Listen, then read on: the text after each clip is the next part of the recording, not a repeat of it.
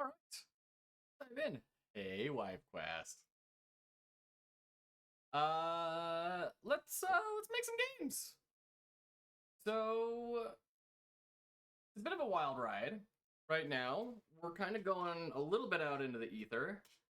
Uh, Last time, yesterday, we had finished off the Windy Woods tutorial, which is great. And very exciting. We built an entire platformer. There are definitely things in there that I don't understand, but like about 70 to 80%, I was making. I was pretty comfortable with. Um, so today I was jumping around on Game Maker's YouTube channel trying to think, okay, what sort of tutorials should we go through today? We're getting near the end, y'all.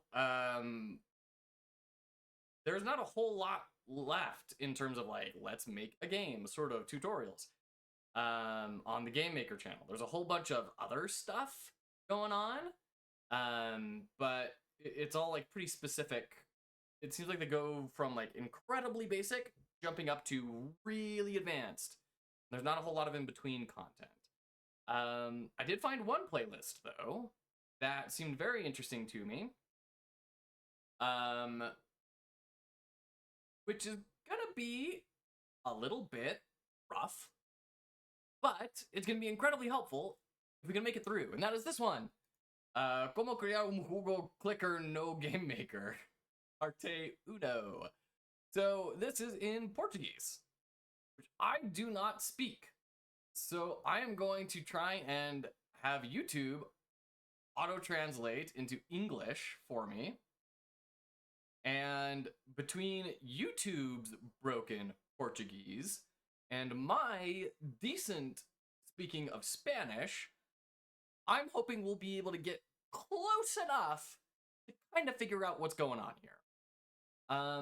This is a tutorial on how to make an incremental game, which is going to be really helpful for me because that's the first project I want to build is an incremental game for myself.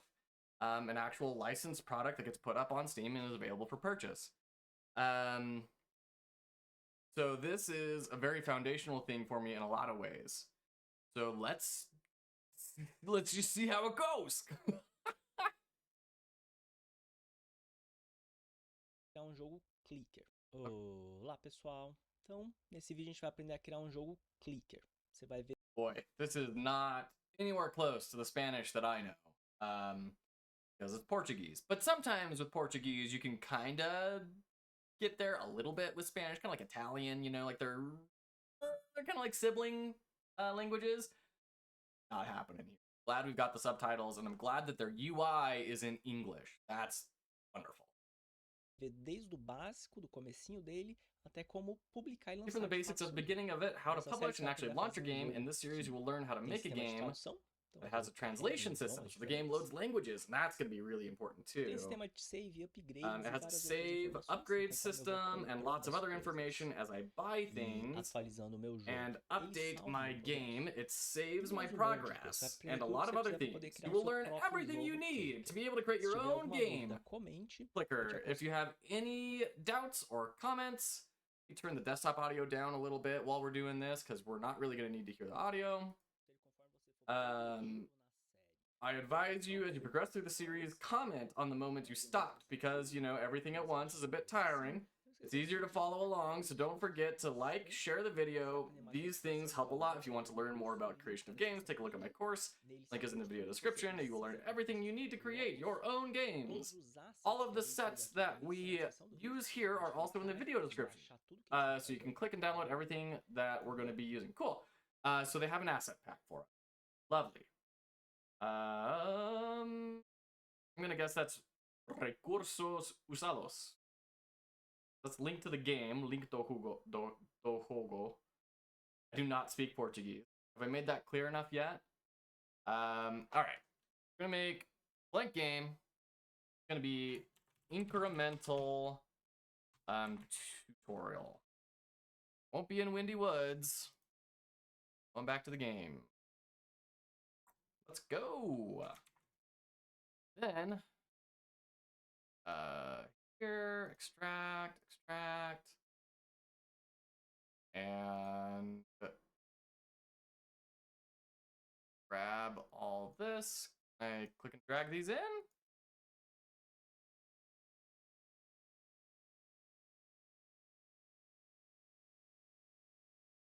Yes. Include these files, please.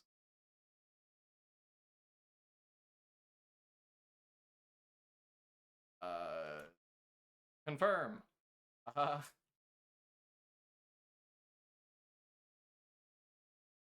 Okay. So I guess that's just like referencing, which is a bummer. I think at the very least I should be able to get the sprites pulled in. Yeah, there we go. I wish I knew the keyboard key for fit to screen. Control Enter. Oh no, that's just zoom reset. So in Figma, you can hit Control 1 and it will zoom to the contents you have in that page. That would be really nice if I could just hit one button with one hand and it clicks to the page. Okay, so we've got a bunch of assets. The font, I just won't worry about. That's fine. And then we have dados.json. I'm going to assume that it's like data in a JSON file. We've got all sorts of, you can't see this, but it's a text file with, it looks like it's, what, a struct? What this would probably be? Just a whole bunch of item objects with an index, a name, cost probably, tempo, and base lucro base, and then a description. So I can at least kind of copy this and it's something more or less put together. Oh, wait, there's an English version. There we go. Right on. Okay. So let me like transfer these two files into our folder for this. Oh, it's already in there. How bizarre. Okay. Great. I don't know how those got in there. I guess it got put in there when I included things, but then I didn't see anything. Like even here, we don't have our assets showing up.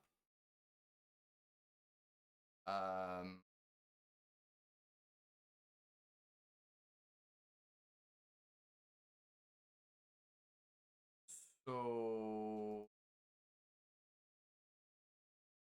port.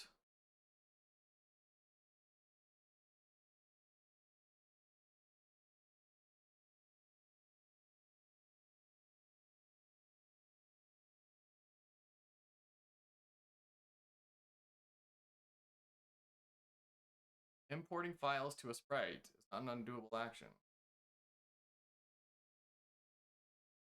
I don't want to import a file into a sprite. I want to import the sprite into my project because it's not here.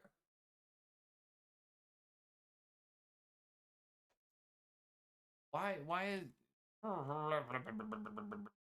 was not expecting to be tripped up this quickly. Like this, click and drag them into the sprites folder. There we go. Now do we have doubles of everything? Of course we do. I don't know why. I'd really like to clean up my workspace. I guess we'll just manually click. There's got to be a keyboard shortcut for this, right? Like delete doesn't seem to work, backspace doesn't seem to work, D, Shift D, Control D. Oh man, guys, we need to prevent people from clicking. Clicking is such a hand-breaking interaction. Okay, so there we go. We have our sprites. Hooray! We're definitely gonna want our room. I mean, I'm just gonna throw some stuff on here that I'm already seeing that you got.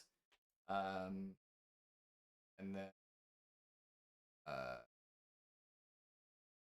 a... we don't want a tile. But isn't there a, like, stretch? Scale in pixels. Size, canvas, maintain aspect ratio. Apply? Will that work? No. Is there a way to stretch it? Or am I just completely off on that? I know that there's tiling, but we don't really want tiling. We don't want to, like, slice it and export it. Okay. Well, let's go ahead and change our room dimensions. What is this thing's dimension? Man, like, here, I really wish I could see... Oh, wait, I can! I can't see the width and height. Ah, there we go. I was looking for that. Width 480, height 272. 480, 70. And I'm imagining we're just gonna have a single viewport, right? We don't need anything extra special for this. Okay. Then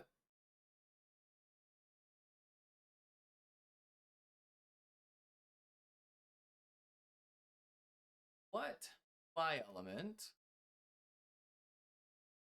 rising of all this? You know what? They're probably objects because we need to write to them. So let's not worry about that for now. Let's not worry about building that all out completely. We got the background, we got the room size, and we'll put the objects in. Boy, this is going to be a very long 6 videos. Oh, and this one is an hour and a half long. Oh my goodness. The other dudes were like 10 minutes, and they already took us 2 hours to get through. All right. Let's do it. É isso aí. Bons estudos.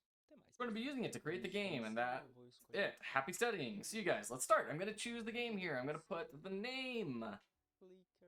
Clicker. Let's go. Comment a little. And then as a basis, as I've never made this type of game, I took some examples. So we have an adventure capitalist game that we have for cell phones that was also on Steam.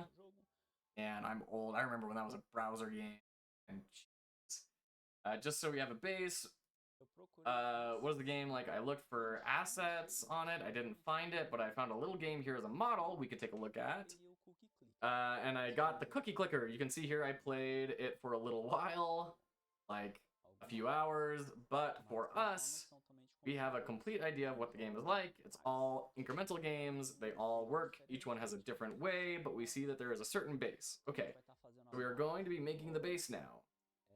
I didn't find any tricks to use for it, so for now we use everything as a placeholder. And if you have an idea, suggest a theme, just say it, otherwise I'll think of something, then I'll create it. First, I'll fix my nails. Put it in the size of 1280 by 720. I'm assuming he meant room. If it doesn't appear, just click here or here. The little option appears. I'll give it an F5 just to see if the size is good. It's bad. It's cute here. I'm going to put a viewport and background. Because if by chance, for your screen, this is too big, you have it here, and pot 0 has these two, I'm going to put a camera, 1280 by 720, same thing, and here also 1280 by 720.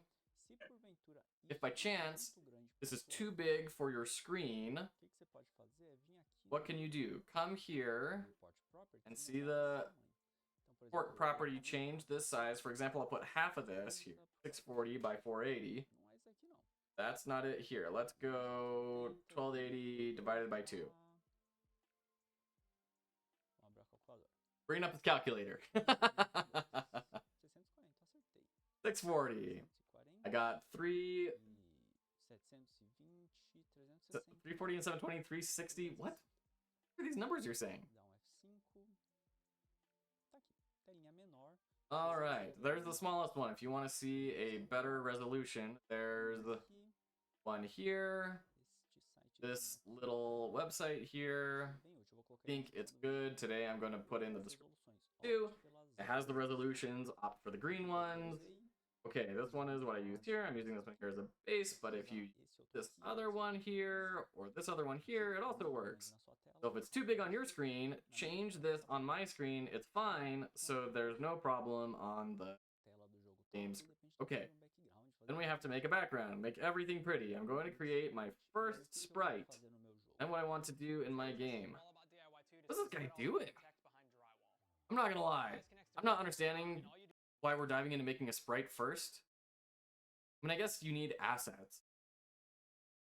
It just feels like if we're starting from like scratch and we don't even know the theme of the game yet, like let's start with a design document. Why are we? You know what? I don't know if this is gonna work. Let me see if there are other tutorials for games. Seeing it for Godot. I'm seeing an analysis on what makes good incremental games. Lots of making your dream game. Videos. Discussions on idle game design theory.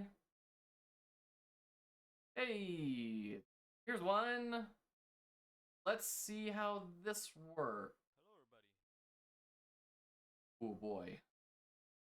All right, let's see how this goes. And welcome to the first episode of this Idle Game Maker tutorial series.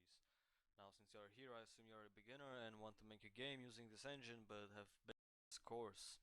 So we will be creating sure. My games. CSS. Okay. Great. Idle Game Maker Handbook. What? On and so forth.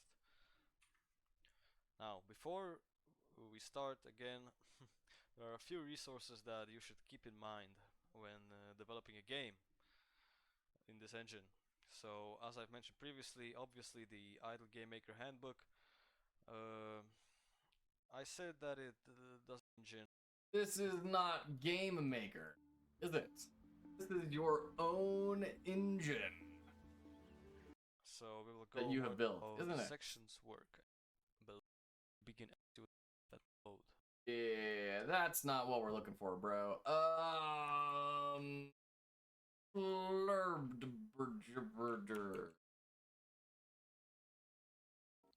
All right, Mr. Portuguese, you're back in. I think we're just gonna throw this on double speed, and then I'm gonna summarize what he's saying. I don't think just watching it is really gonna work, especially with the structure that he's going for. Okay, we're gonna blitz through. Making a sprite. Yeah. Okay, so he's throwing in some color. Little viewport. Figuring the time of the game, so he's defining how many frames per second this is going to be. He's just setting it to the default the Game Maker already is.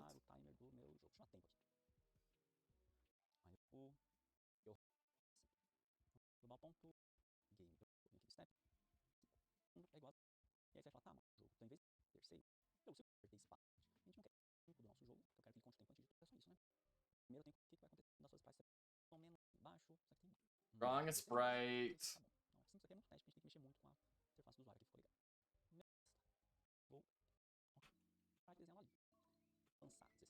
Going through, making some more stuff.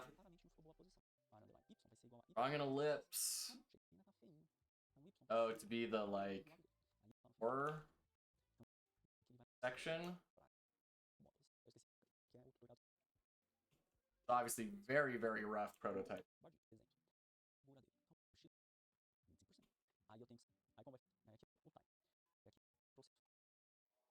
Okay. The new web creation platform built for. This is not really working.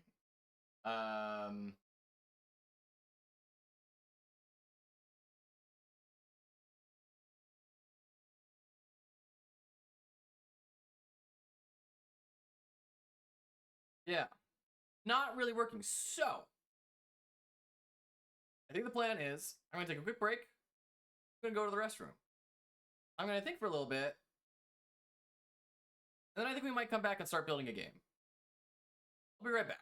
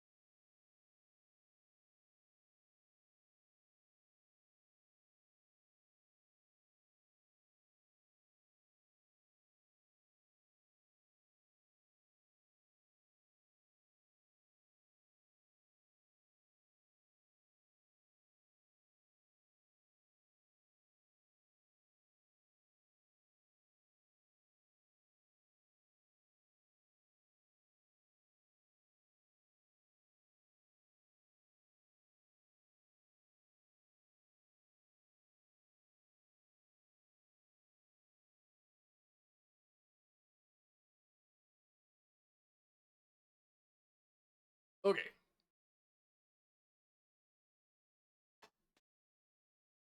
Here's the deal. I think we should just start making something. And I'm going to delete all these sprites. I'm going to delete this entire project. I'm going to delete everything on there. In fact, I'm going to go in the game structure, the game folder. I'm going to delete it. I'm going to make a new game. We're going to start from scratch.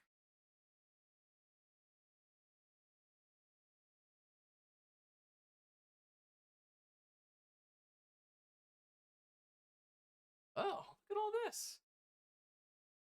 Just saw this tutorial button over here, and now it's opened up a whole new website. I hate this horizontal scroller.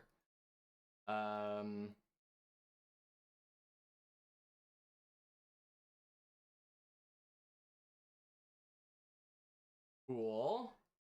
Oops. And this seems helpful. But like we've kind of gone through quite a lot of this already.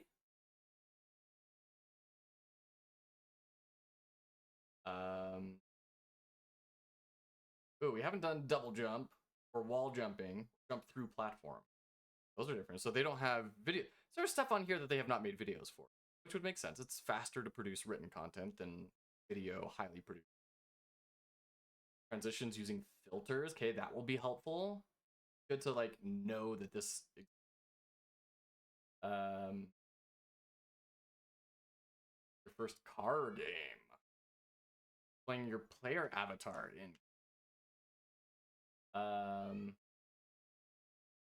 Okay.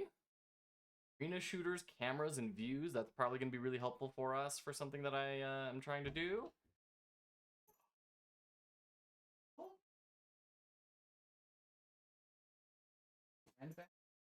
What? Okay, I'm being requested to go help a little girl find her handbag. I will be right back.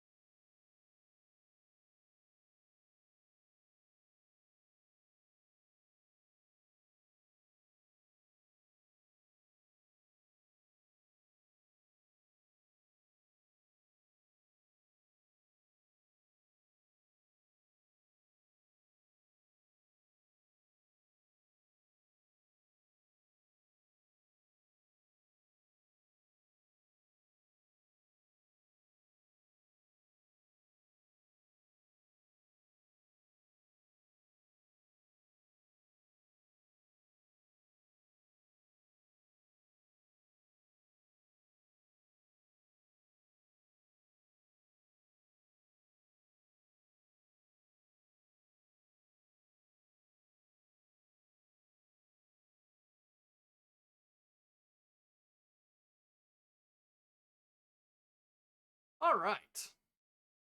To be honest, I think we kind of have a lot of what we're going to be looking for already in our brain grapes. See, is there a search function? It's really weird that there's no search. There's filters, but no search. Really weird. Nor are there like playlists. So it's like, at least this has like the part 2, part 3, part 4 little banner, but that's still incredibly annoying. Also very annoying that part 1 isn't the first one that shows up.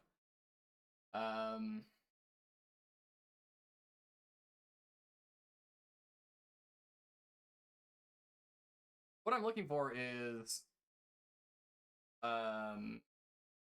if there is that incremental game on here. I'm not seeing that. So I think we just get started.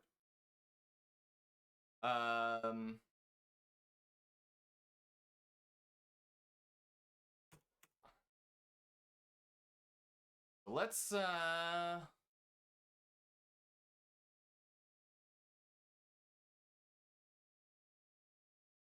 get started, I guess. Let's jump into our whiteboard. I'm gonna need my tablet for that. Back.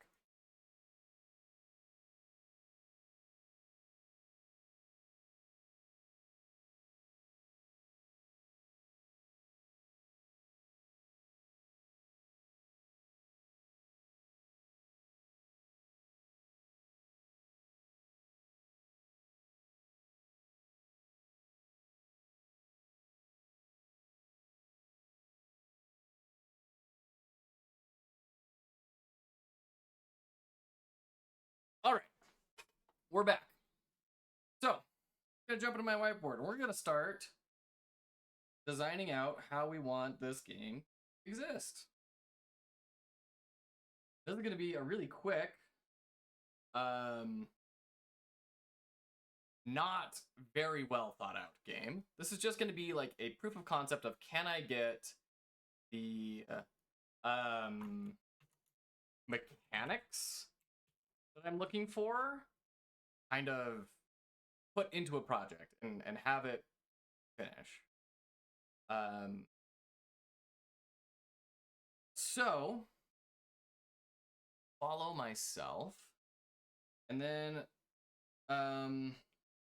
this is not going to be about like how do we design an emotional good experience. This is going to be, what are the things that are really important to learn how to build, right? So this is not how I would go about planning a game, but this is how I'm going to go about trying to learn enough of the groundwork that I can start working on something and kind of get my feet underneath me in this genre of project, so that then I can do a design document for the game I actually want to make. So we have our whiteboard here. So things to build. And I don't even want to say build. Things to learn how to build.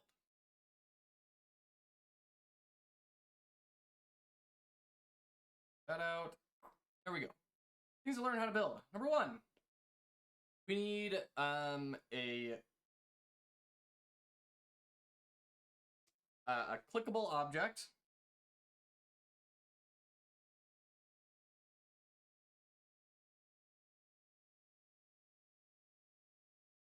For score. We need to have a score or currency.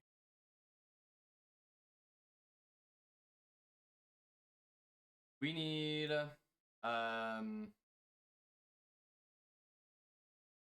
layers of currency.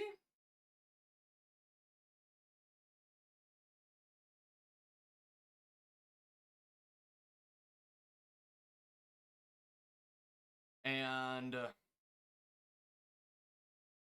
I need to learn how to how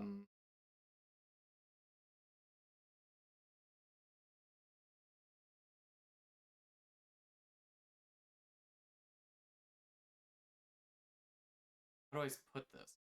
I need to shrink viewports. I need to, I mean, I'll just write that down, I guess. Shrink viewports.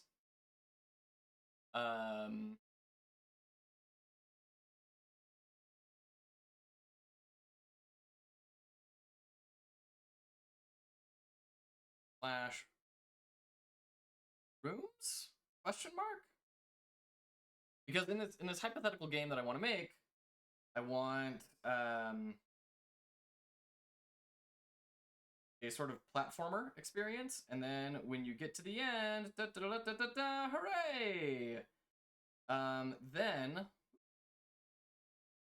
that level shrinks down and has your character running through and playing it in the background, accruing currency for, while you are over here encountering some new big. So this sort of transition of going to that small space.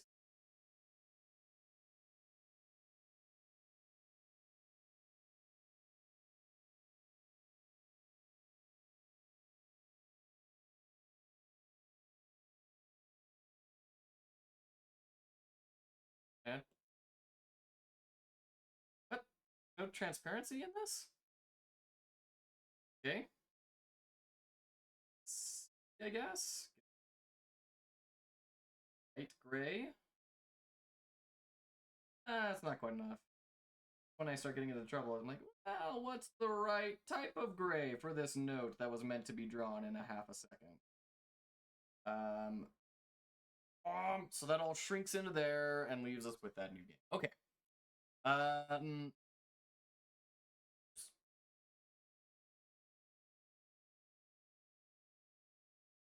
I want purchasing upgrades.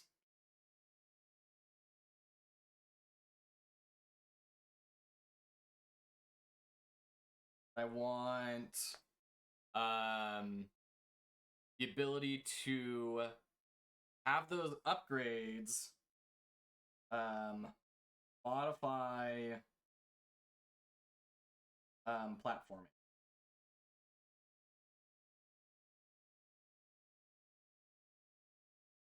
And I guess we don't technically know if platforming is the right route we want to take, but modify platforming /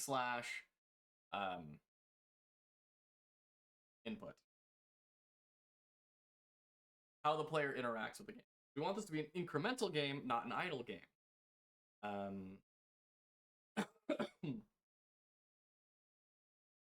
So,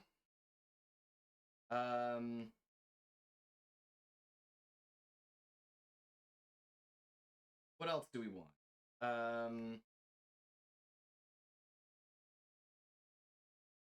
Dialogue.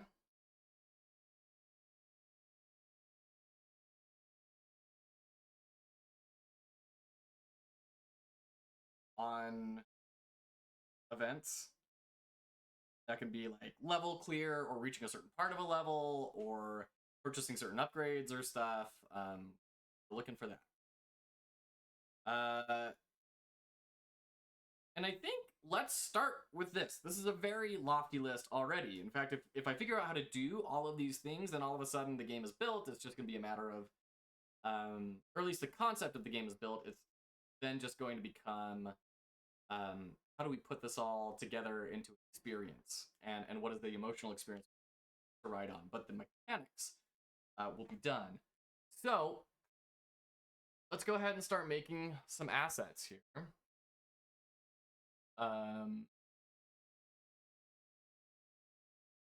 New page, and it will be incremental assets. And we want plain circle. Export. And this will be the player. SBR_player. Export. And then we'll want round. This a darker hue.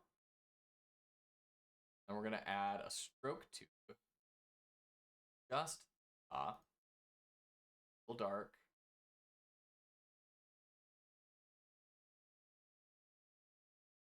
That will be SPR_ground. Export PNG. I wonder if GameMaker takes SVGs.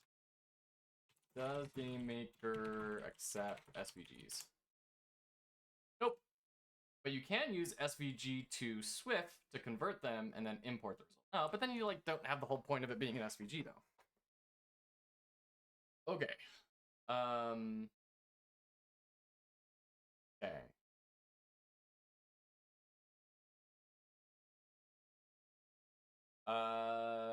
And we can. Or that, you know what? Let's make a quick, just generic button. Let's round the borders. Bring it in a little bit, a little taller, and then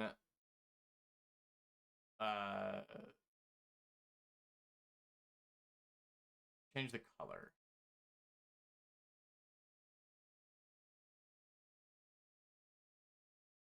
So like a pretty light gray. The thought there is we want this to call attention. We want it to be kind of similar in visual priority as the player. We'll name this SPR button. It's probably something we're going to have to adjust later on, and that's just fine. We're going to get started here. Okay. We're going to bring these into our sprites. Go. I still want to hit Shift 1 to just zoom. All right, we're going to make 3 new objects. Because we're definitely going to need at least 3. We're going to be needing many more than 3. So object 1. What are you? F2, and you are obj_player. Go ahead and get that. And we'll do obj_ground right to it. And then we'll put a button in here, and we'll call this obj_button_parent. And then we can make any children buttons off of that. I don't think we need parents for player or ground or anything. And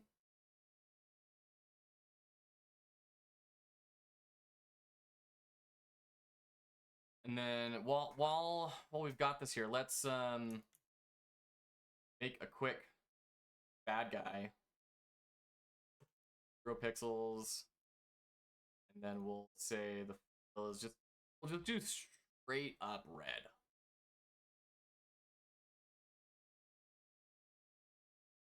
And set that to like. This is something I'm curious about. In Figma, I can put like an inner shadow, right?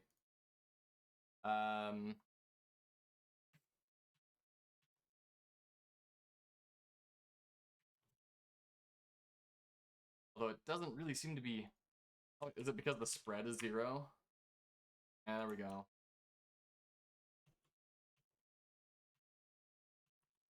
Zero, 0. Blur. I mean, that's kind of sinister.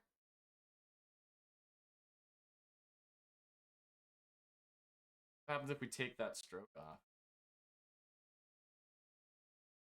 I almost like that like rigidity of this.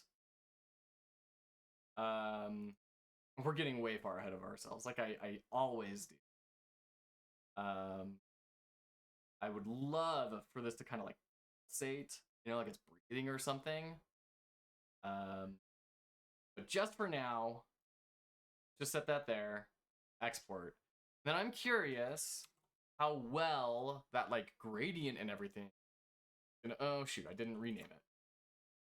SVR_enemy1 export, and then we're going to do a quick like coin to pick up.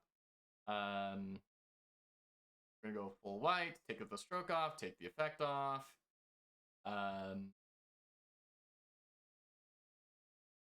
Going to cylindrical around the corners perfectly.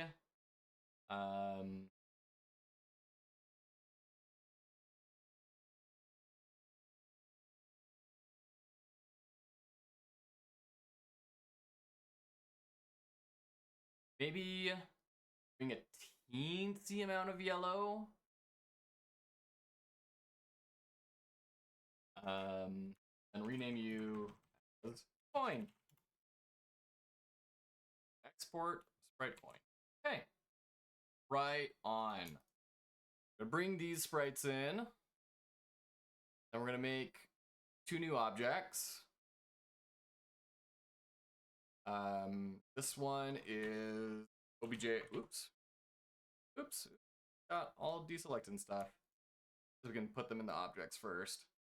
Object 4 will be obj_enemy parent, and obj_.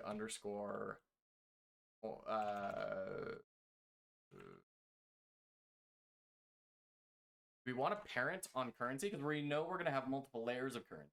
We want them to act the same.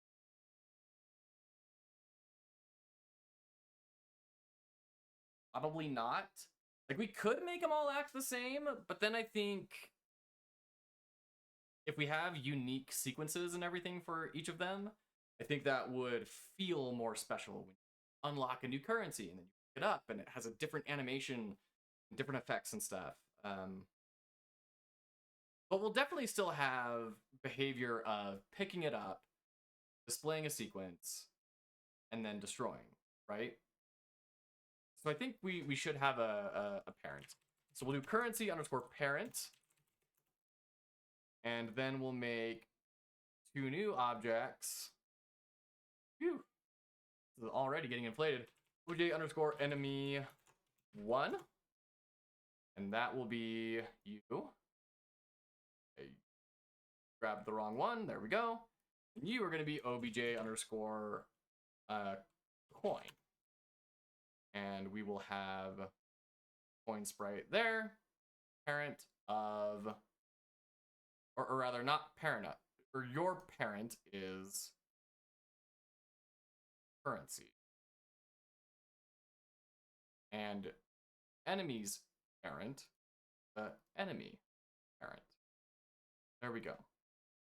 Okay, so I think that's all kind of hooked up.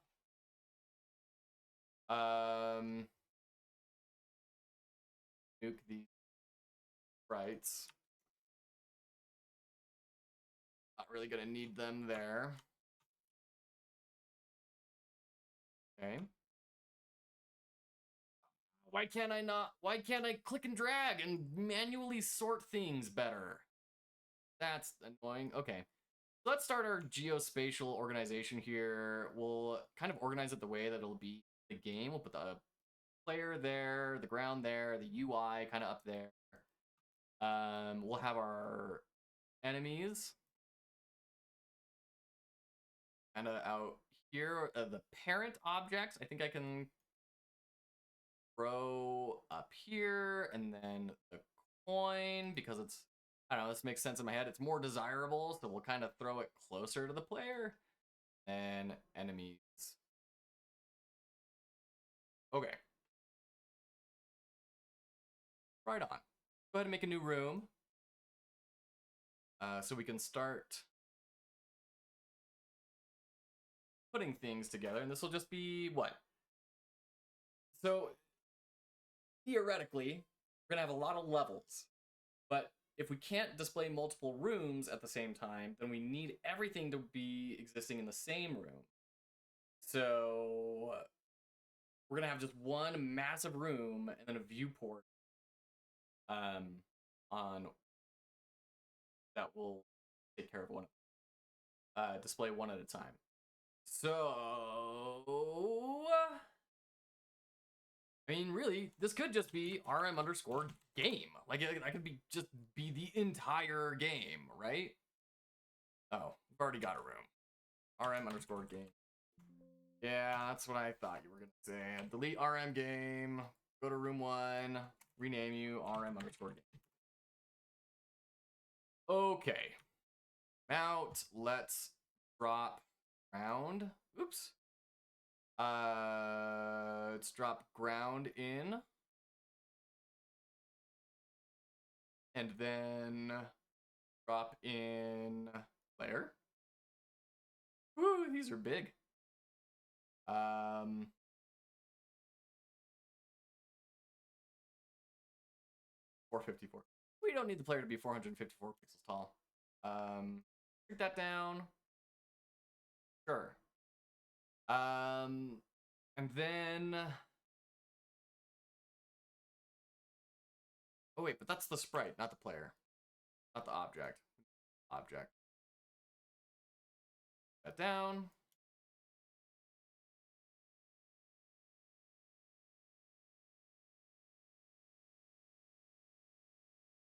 Okay.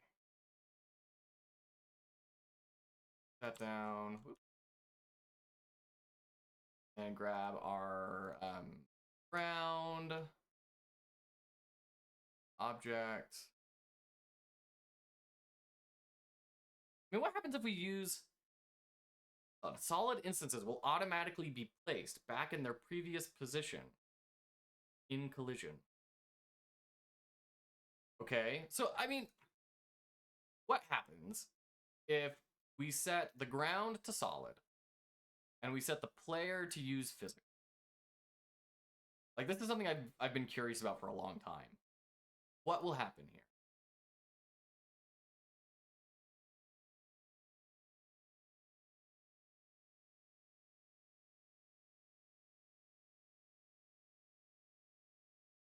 Okay.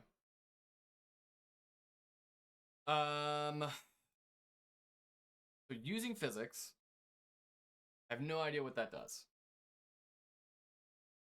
There may have been a tooltip. Instances use physics processing when in a room with enable fact.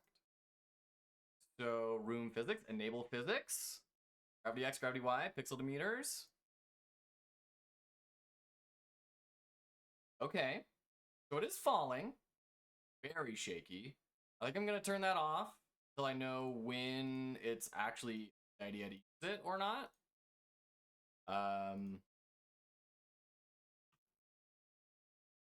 We'll uncheck solid. Once again, don't really know when to use it or not.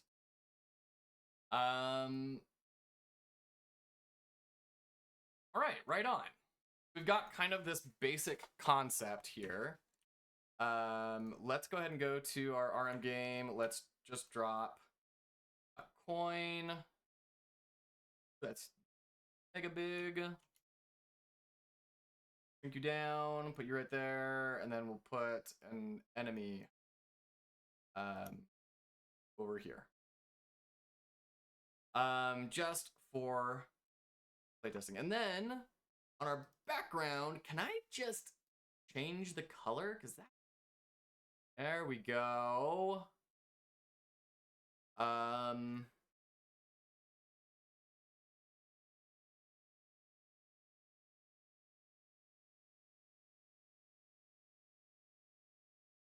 Sure.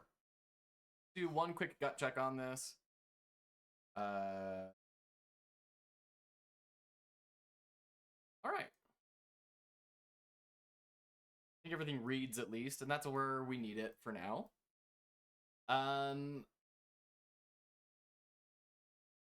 So we are going to add a create event for the player. And, oh, oops.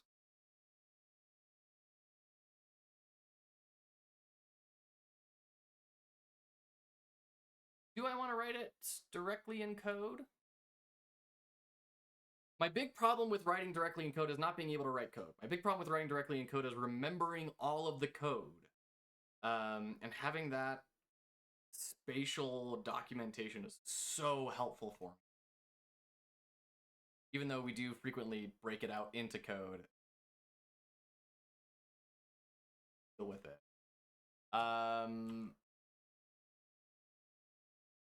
For to GML visual? Okay. And then is there a way to change the preference? Because apparently I set my preference accidentally. General? No. Oops. Object editor? Oh.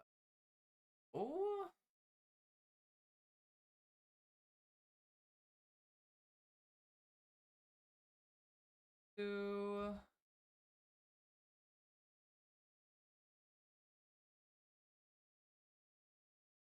what a spline is. See, that's something I don't even know. I think I've heard of splines.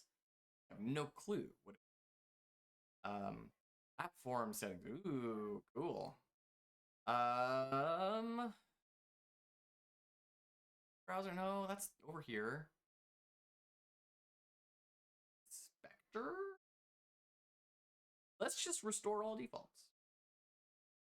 That may do it.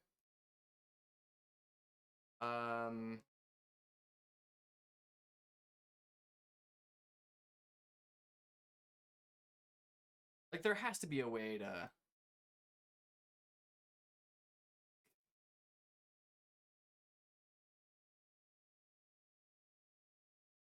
There has to be a way to change settings, right? Oh, dear. We have not successfully changed the setting.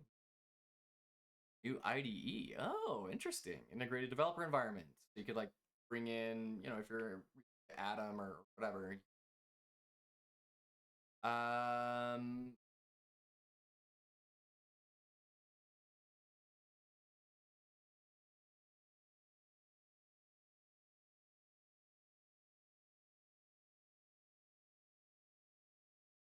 Okay.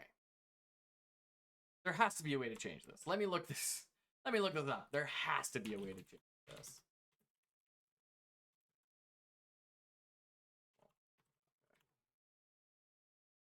Changing the default options for new project.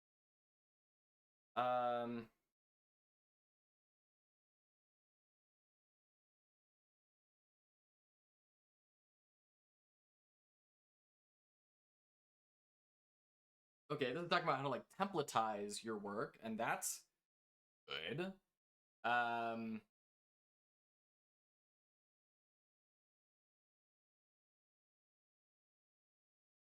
File preference, you can find the choice somewhere in there. Sorry. I found the setting. No, I don't. I have to log in to look at an image that someone posted.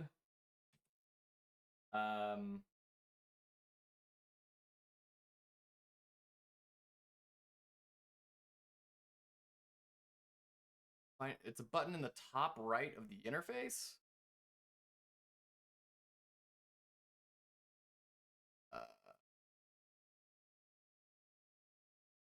About how to build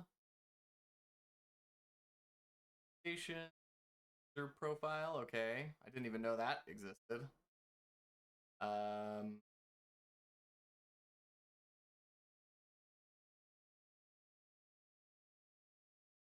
Oh man, the drama we bring on ourselves when we misclick on one button. Darn it! And I just got rid of the asset browser. Making all the mistakes. Okay, the browser dock to the right. Thank you. Okay.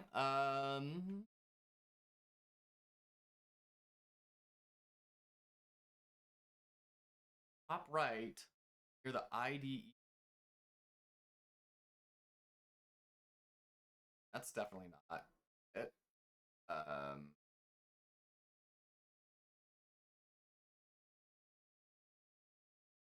We're an hour into this and have yet to write a single. Sometimes work is like that.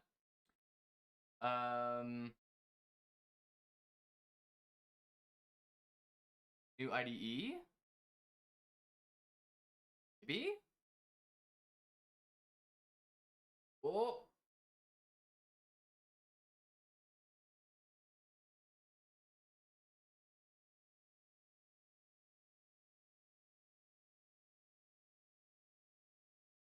Okay, no, so this is just making a new game maker window. So you could be building two games at once, I guess. Okay. Preferences. Language? Ease. For defaults. Defaults.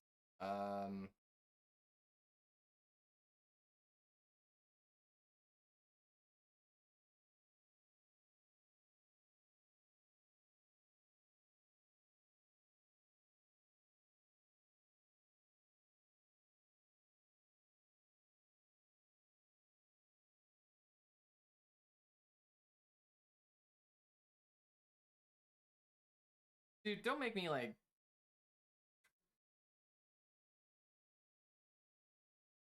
Okay. Add a new alarm? Son of a... Is there really no way to change this? That cannot be the case, right? Like, there's no way.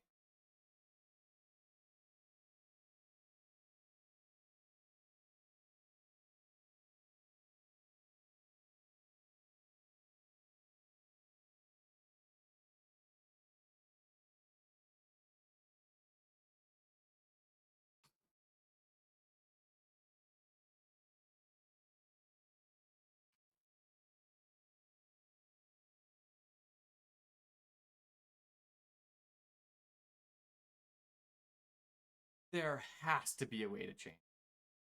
There's no possible way that people don't want to change the default scripting language.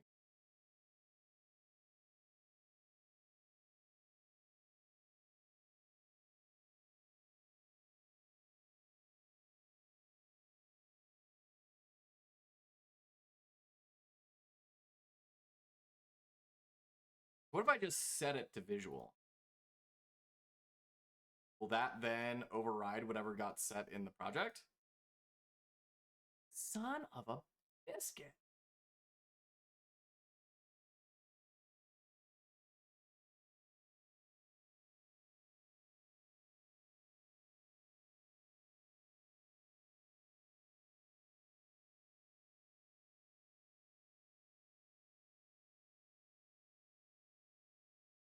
Big editor?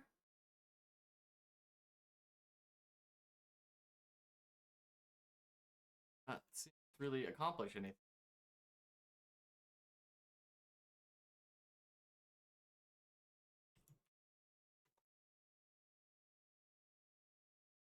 Not gonna lie, was not expecting this to be the most difficult part.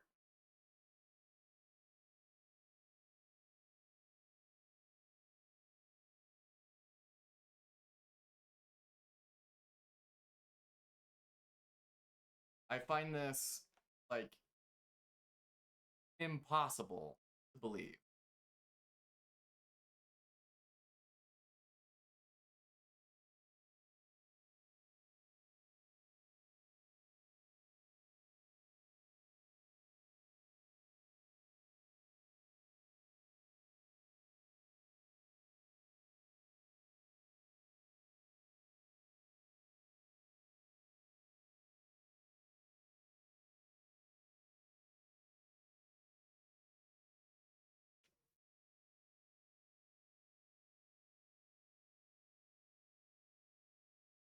I'm seeing posts from 2016 where they say, yeah, we need to put in that option for people.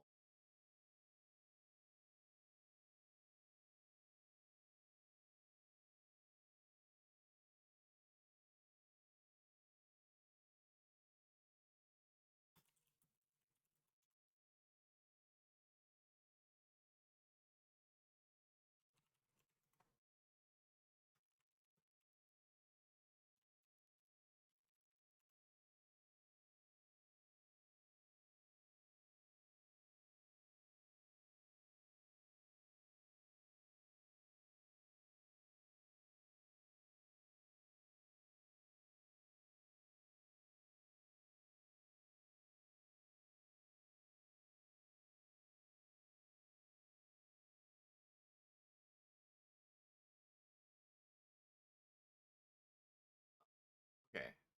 Toggle off asset browser.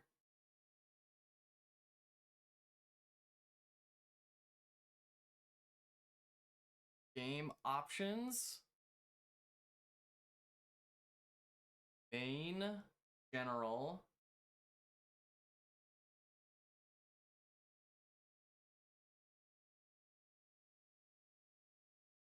Staring at me in the face. Okay. We did eventually look around here, but we just, for some reason, never looked at this. All right. Thank heavens. All right. Too many Chris. Let's start writing some code. Okay. We're for sure gonna want a step. Object for the player. Convert you, delete the description. Yep. Delete. Okay. Create. On object creation, on the player creation, we want to declare some variables. We want to declare what?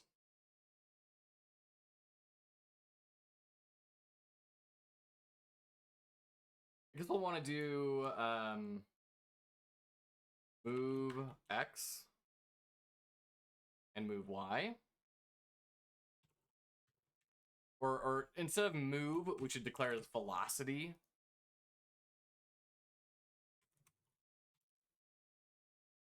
We're going to want move speed and jump speed.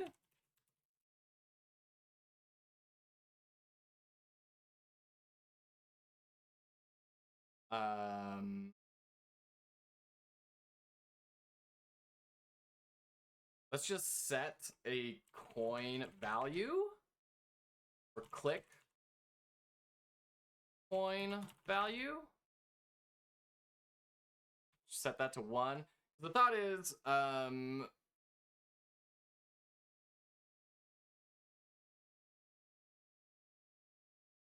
hey, Shooting Ranger! Welcome back in. You were so still and quiet, I thought my Twitch was buffering. I'm just practicing my Draxism. Oh no, we're trying to build an incremental game because we ran out of tutorials that are like really applicable to the type of game that I want to make.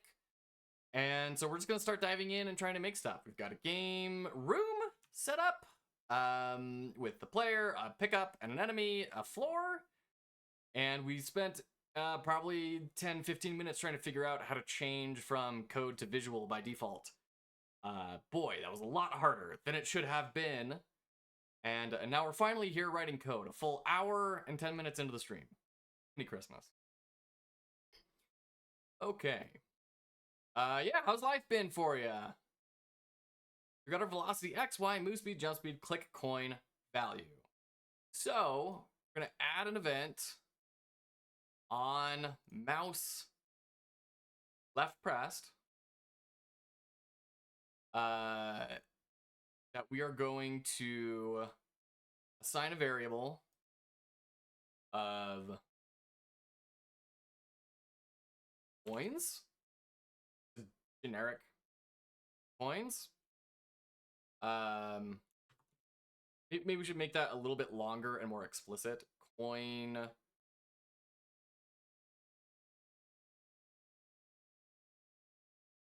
in bank, coins saved, coins available, coins total.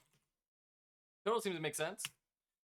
And we're gonna set it plus equal by the value that we set in the create step, which is click coin value. And then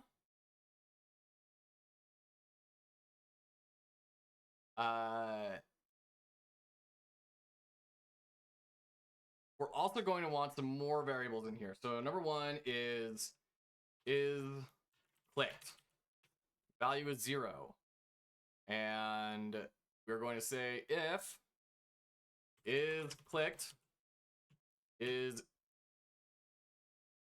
equal to 0, set is clicked. It's gonna kill me. 1 is clicked to 1.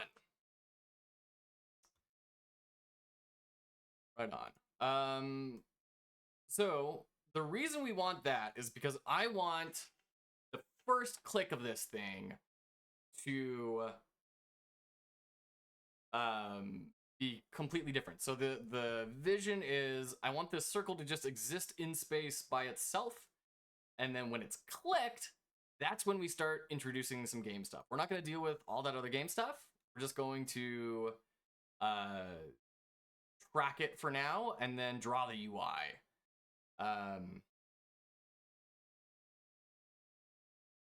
So we now need a draw GUI for, how do we do this? This is where the rubber meets the road, where we're not doing it based off a tutorial anymore, where we have a structure already built in. I think we want to just draw a value. We'll just keep it simple, and it will be coins, coins. Value will be coins total. And it will be, let's just set it at 50-50. Let's see where that takes us. 4K. this draw value not wanting to work. Object player.coins total not set before reading it.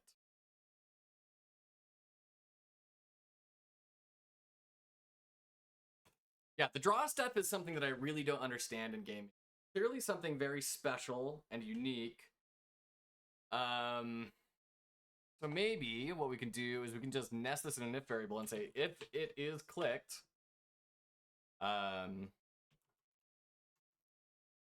if is clicked equals 1, then draw it. That'll let us build. Okay. And we're crashing. Okay. Object player coins total is not set before reading it. Coins total is not set before reading it, isn't it? Oh, it's not. Okay, so let's set coins total. There we go. Try that. And this shouldn't increment. It should only show like a 0 up here because that's what we're setting coins total to, and we're not incrementing. Oh, we are incrementing. On click. Okay.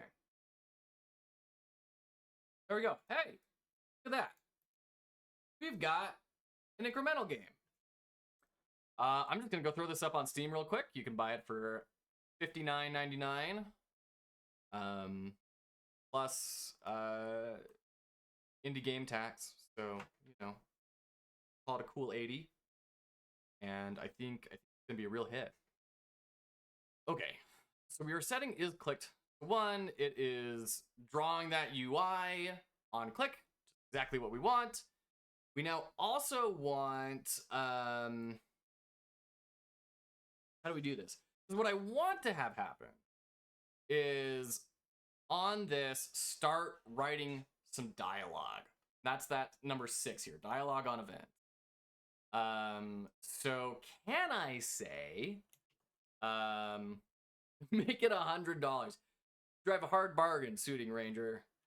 Must have gone to haggling school. We'll say $100 and a back scratch. We'll call it good.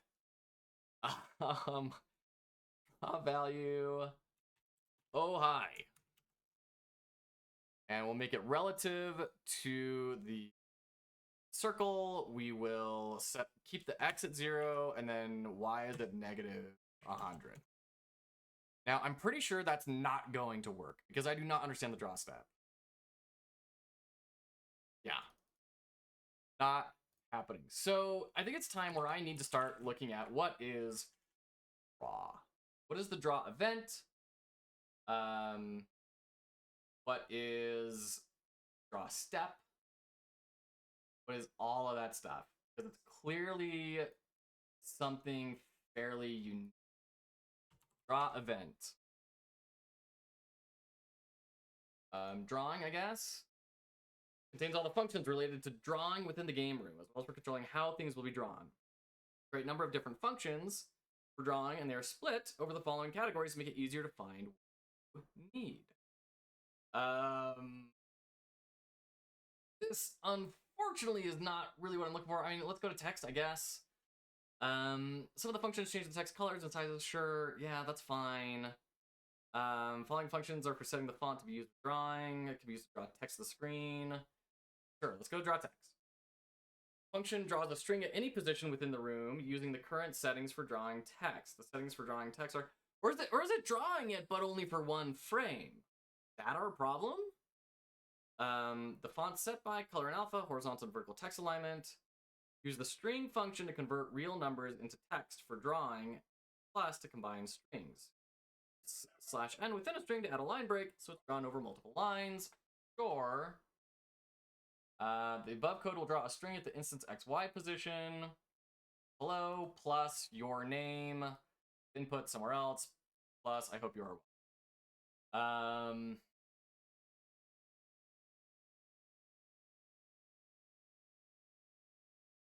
Maybe that's the problem. Maybe it's only drawing it for one frame.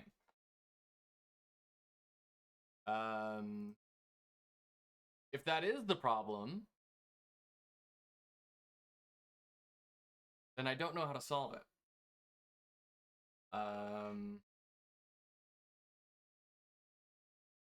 There a, like... I'm not seeing anything about, like, duration. Draw clear. This function can be used to clear the entire screen. A given color is only for use in the draw event of an instance. Will not show if used in any other event. So, okay. Let's delete that.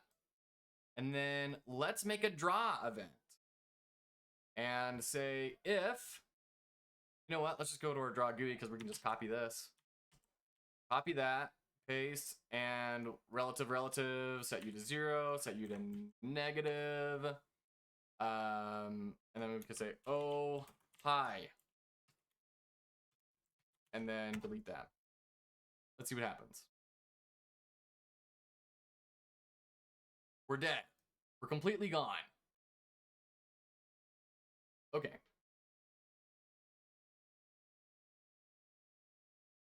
So we're getting text to pop up. Oh, right, because we now have a draw step, which means we have to draw self. I don't understand that. That's a thing that I've noticed exists in the Game Maker engine.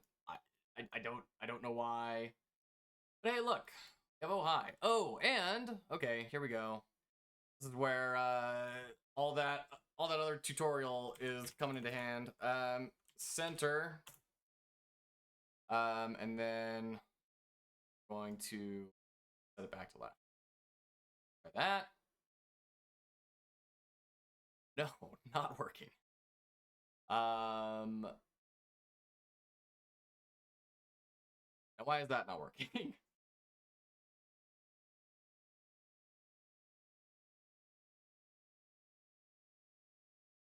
What if we get rid of this? What I'm wondering is it setting it to center and then drawing and then setting it to left and then it runs this again in the draw step and then instantly sets it to 1. So is it centering for 1 frame and then pushing to the left? Again, I don't understand how the draw step works, obviously. Okay, so no, that's not the problem. Put that back. Draw event. Just like the straight up draw event. Like how does the draw event itself? Oh, this is different. Weird. Why didn't this show up last time we clicked on it? My mouse must have done something wrong or I misclicked. Okay. The draw event can't let me axe that. No, you're still gonna highlight everything? Perfect. That won't make it hard to read at all. Okay. Draw event categories, the one that has all the events that govern what you see on the screen when you run your game. It is split into various separate events to better handle the different drawing requirements for your game. So, this is our diagram. Full surface setup, pre-draw event, back buffer, application surface clear. Render to application surface or view surface, if set. View of 0, viewport setup / clear, draw begin. Okay, so that's saying it's going to draw everything that we tell it to on draw begin. And then we have the draw, which is putting in the view and setting up our camera, essentially. We're going to draw backgrounds, instances, tiles, particles, foreground stuff in the room. Then we end the draw step. Repeat for all views. Okay, that's important to know with the way we're wanting this whole thing to work. When you beat a level, zoom out and like crunch that into the corner, and then you have a new level underneath. I think that's indicating this is a reasonable thing to be doing. Let me add in a viewport here. Enable viewports. Viewport 0. Well, I guess. And then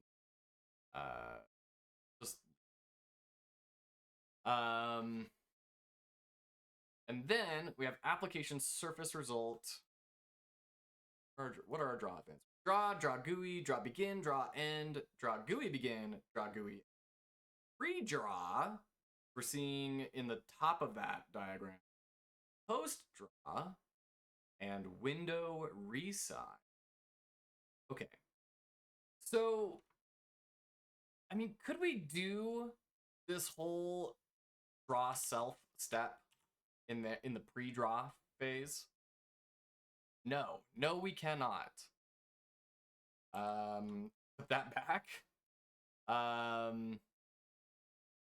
That's so strange. What about draw begin? We do draw begin. I don't want it in the draw, because if that's like something that happens every frame, I mean, I guess draw begin would also happen. It feels more conceptually reasonable. Man. How bizarre. I need to delete these two events. Yes, delete. We're gonna set up the GUI layer, draw GUI begin. Okay, interesting. So draw GUI happens after the draw. Interesting. The normal draw event falls into 3 subtypes: the draw begin, the standard draw, and the draw end events. In general, you will only need to use the standard draw event. You should be aware that all instances in a room will have this event triggered. Each step of the game, a step being a measure of time it takes to render one frame. So this event will always be called as long as the instance has the visible flag set to true. This event will always be called as long as the instance has the visible flag set to true. So we could like go in here and select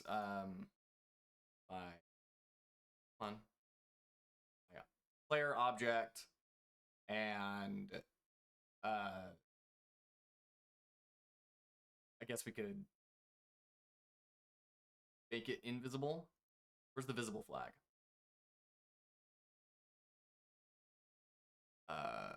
Variables?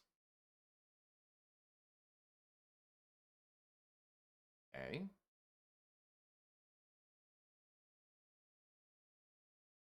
Great. In any case, as long as it is visible, it should be on the screen, it will be rendered. And I'm guessing that they just automatically assume that if you put something into the room without a draw step, that you're just going to want it there permanently. But then as soon as you add a draw step, now they're not making any assumptions. Okay. It is important to understand that even if you have defined nothing for this sub-event, the object properties, i.e. no code nor actions, if the object has a sprite assigned, it will still have a draw event, which will be triggered. Okay. This is because GameMaker has 2 ways to draw things in the draw event. The default draw, which is when you define the sprite in the object properties, here, and place no actions or code in the normal draw event. In this case, GameMaker will draw the assigned sprite automatically, or nothing if you don't assign a sprite. Note that any changes you make in other events to image X scale, Y scale, sprite index, image blend, etc. will be reflected too, as long as the draw event is empty. Okay, fair enough. Which makes sense, because like it would be a major bummer to have to throw draw self events on every single object. Like that would be such a pain to have to do. Custom draw, which is when you place code or actions in the draw event, this is telling GameMaker, I want to control what you draw for instances of this object, and it completely overrides the default drawing. This means that, for example, you can have an object with a sprite assigned and set the draw event to draw text, and the text will be drawn on screen. But the sprite will not be drawn. You have not told GameMaker to draw it along with the text. Okay, so that makes sense. We have done that. Probably don't need to worry about draw begin and draw end right now.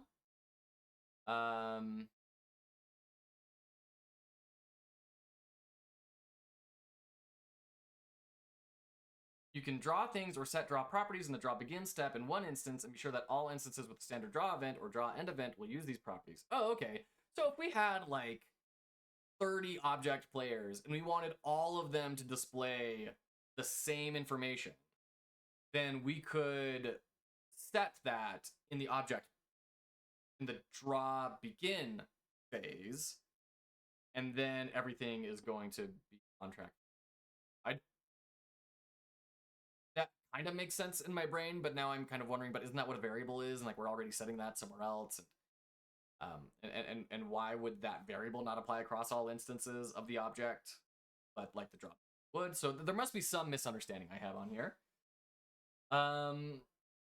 The draw event is a very intensive event in that it's one of the events that takes up the most time and resources. To that end, it's never a good idea to do anything in the draw event other than drawing. So save your large code or complex actions for the step event or alarms or whatever other event fits. Leave the draw event clear for the drawing, as that's what it does best. Okay.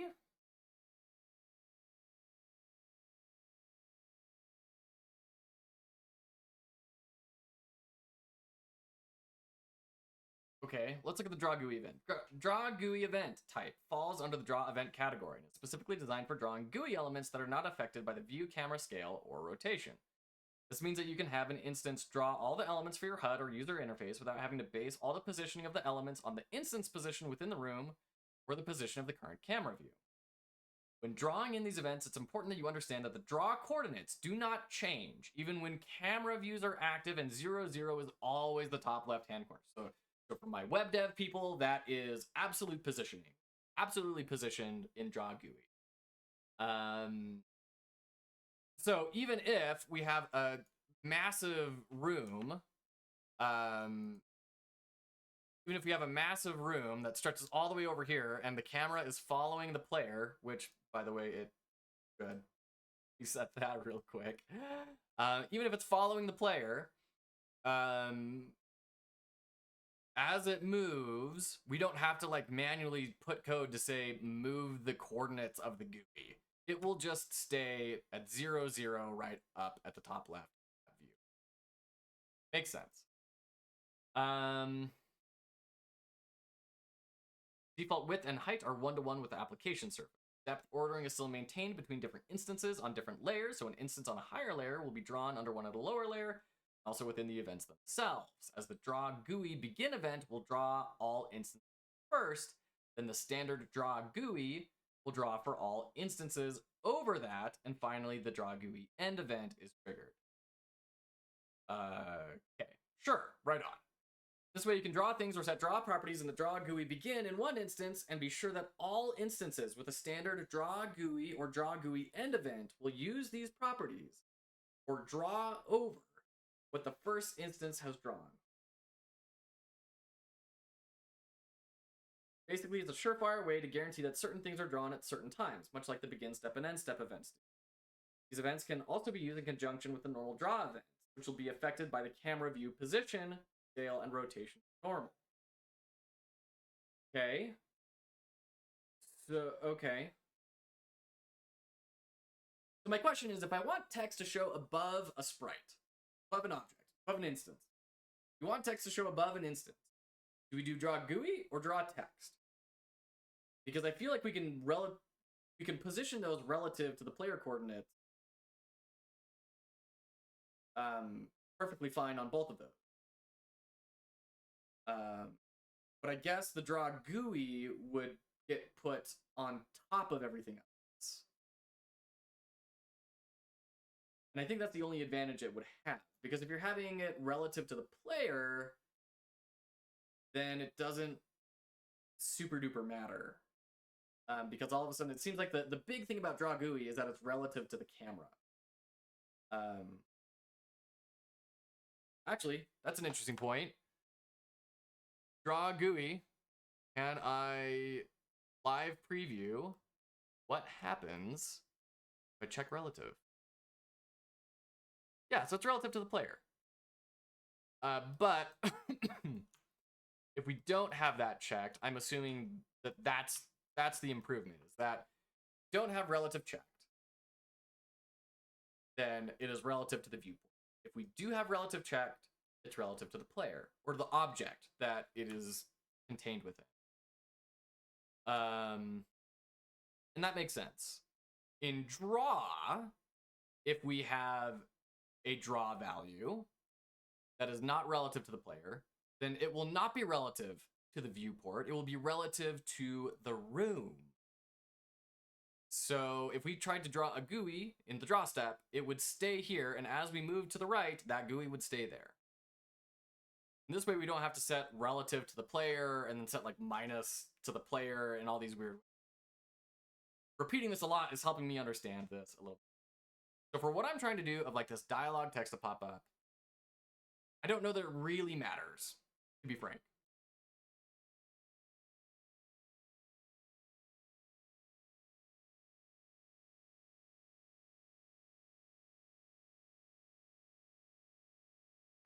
Well, with relation to the other draw events, draw GUI events will always draw over anything drawn in the normal draw event. So if you have an instance on a lower layer with a draw GUI event, it will draw over the instance that is on a higher layer with a regular draw event. Both instances have a draw GUI event, then the layer order will be affected. Sure, that makes perfect sense. Pre-draw and post-draw events are part of the draw event category. Draw directly to the display buffer. Size of the combined screen space for all viewports currently visible. Ooh, okay, this is good to know. Because we may have like a lot of viewports. Or the window size if only using one viewport or none.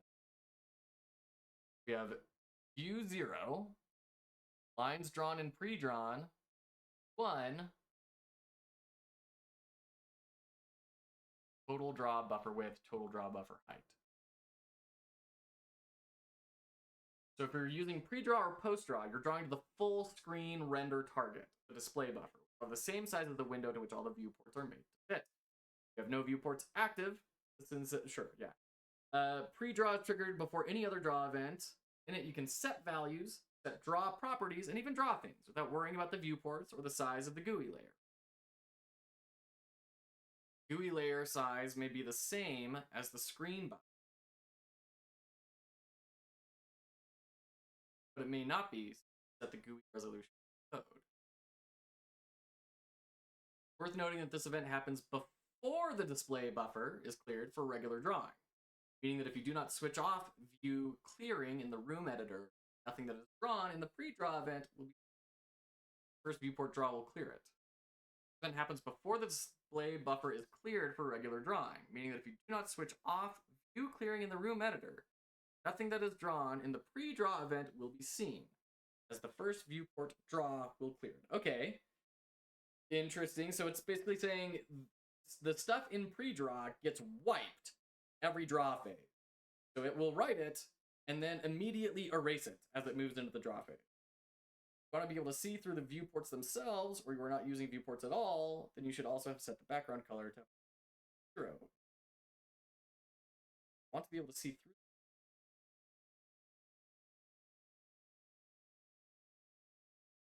Switch off these options, you may notice unwanted artifacts being drawn on the screen when the game is tested, like trails from it. This is because you are drawing directly over the previous frame display buffer without it being cleared. However, you can use draw clear alpha to do this. Okay, all right. So one big question I have still is, can you use the draw text outside of draw events?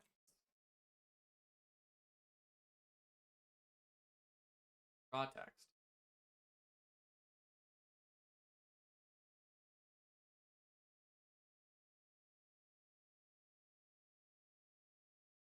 I'm not seeing anything specific to this. Let me do a quick Google.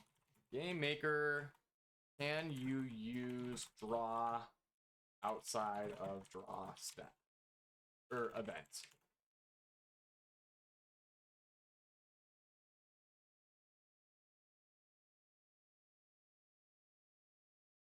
Okay.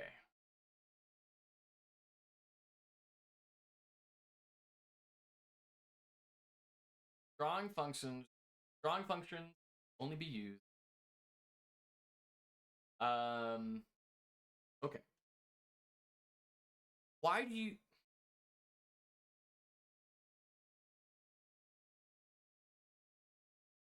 My question is, why are we allowing the draw code, methods, functions, whatever they are, be called outside of the draw step? Why does that not like throw up a warning at least, or an error?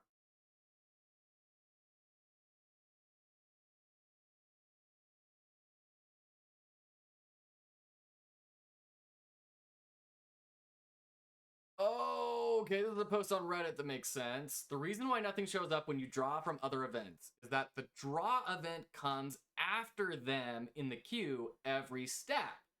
At the beginning of the draw event, the screen is cleared with the room's background color, thus erasing everything that came before. Okay. All right. I think I'm grokking this. Let me diagram this out to make sure that I've got it here. Follow myself again. So basically, actually, what we have is there is an order of steps that equals a frame. And there's a bunch of stuff in here that I don't really know. But some things that I do know is that we have the draw event, or the step event happening somewhere in here. And that has its pre and post. Those are not the right words. Begin and end, I guess, is how they put it. In and end. And then we also have somewhere down here draw event, which is end.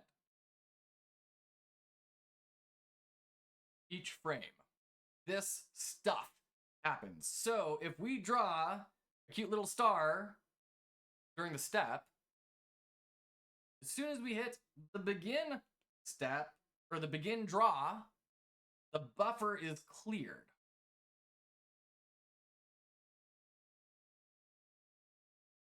Wiping that all out.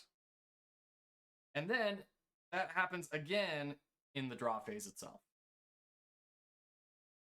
I think it would be really helpful to see a good diagram of like what is the order of all of these events, when are like display things happening, when I think that would be a really helpful resource for me at the very least to try and identify that. Cool, right on. I'm understanding now. We're getting some grokatudination is what I can say.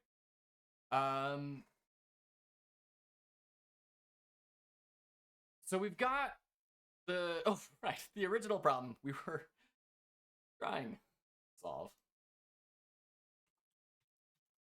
is why is the text not being seen? And I seem to remember running into this problem on the Asteroids game as well.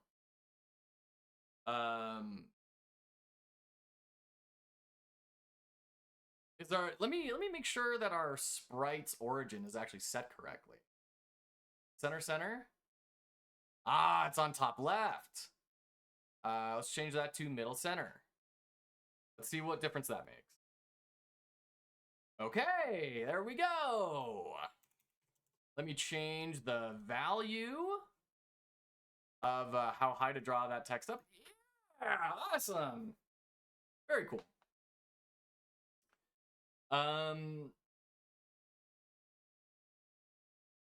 that is working. We have the draw step. Now, the problem that I'm running into here is theoretically in this game, it's going to be a Thomas Was Alone style thing where there's going to be a lot of dialogue, and that dialogue needs to get displayed. And it seems like a lot to put in the draw step to have like a huge branching tree of logic and alarms all sounding off. And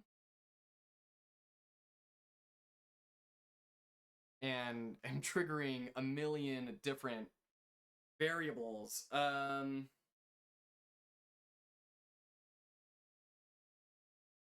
wondering, can we do this so that we have like an array? Oh, does GML visual not do arrays? That would be a bummer. What about the structs? Okay, so let's go to the... Oh, we wouldn't want struct. We want this to be like in a file, right? How do we store dialogue? How do we store dialogue in GameMaker? See what Google has to say. Create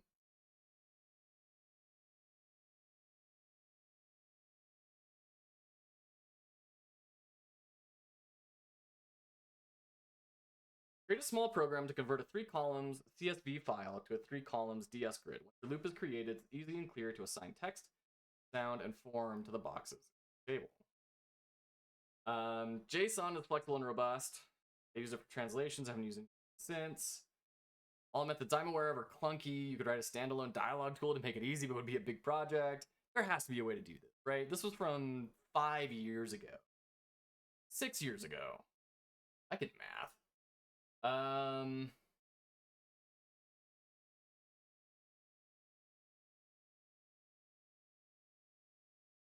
Yeah, like I would think that there's got to be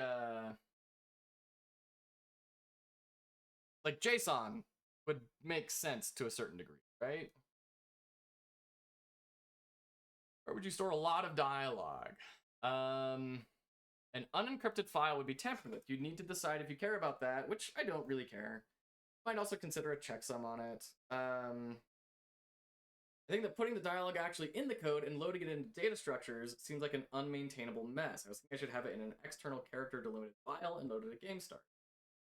I mean, that's kind of what I was starting to think too.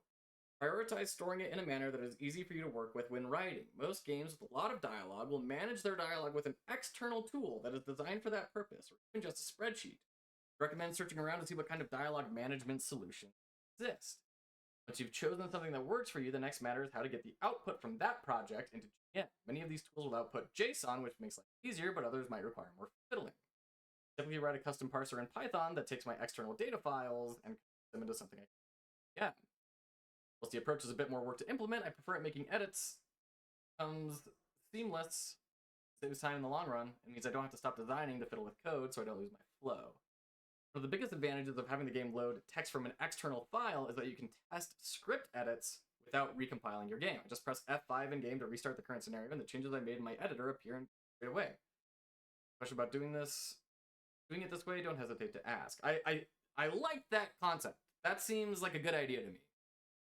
Reminds me of when I was doing board game development, and you wanted to use the feature in InDesign.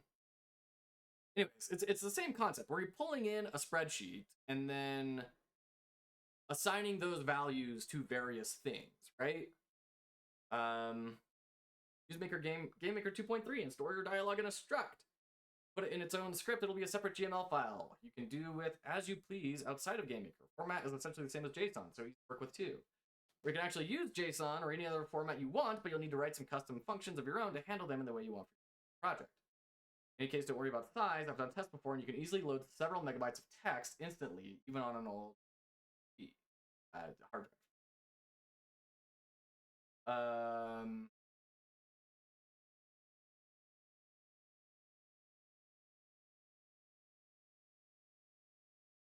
People are using any files. Reads the data, returns a string. I like the idea. I mean, people are bringing up a good point that you don't want to write it directly in. So, like, this draw is bad. Because what if we want to localize this to Portuguese? What if we want to localize it to Klingon? There's just no way to do that very well, right? You're all of a sudden writing 30 if statements for every single language. So this is really interesting. This is becoming big boy game development. Great. So I think what we're going to do, I think we're going to make a struct. We're going to store it in a struct. Store it in a struct. Try to set up a basic dialogue system. Yes, and array would be the best way to store the dialogue. You need to expand this for results. Okay, that's complete. That link is broken. Google is failing me, man. It's saying like this post was made in 2022, and then it's like latest post was 2016.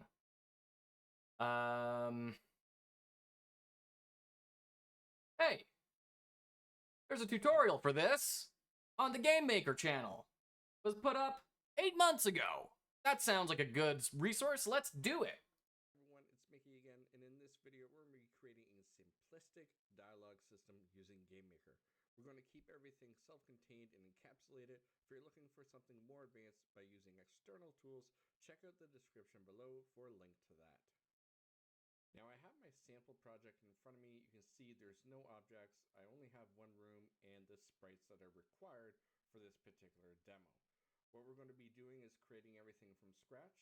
So the first thing we want to do is create a script itself. We're going to be naming this function dialog, which it will contain the rest of the functions we need for everything to work. Now, because I want everything encapsulated, I want to new up a new struct each time. So I'm going to add the keyword constructor onto the end. This will allow me to add the variables and functions needed within this structure to keep everything encapsulated. Before we add any of the functions, we need an array to hold our current dialogues. We are going to fill this array with structs, and then we're going to read the array one by one to have... You can put structs in an array? That blows my mind. ...the dialogue appear. The very first method that we're going to be creating is going to be an add function.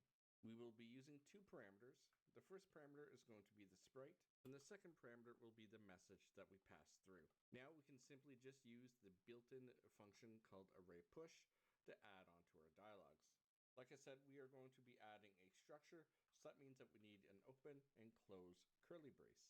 Now we just need to provide the structure with the variables that we are going to be using. We will be using the sprite, and we'll pass in the parameter that we have above.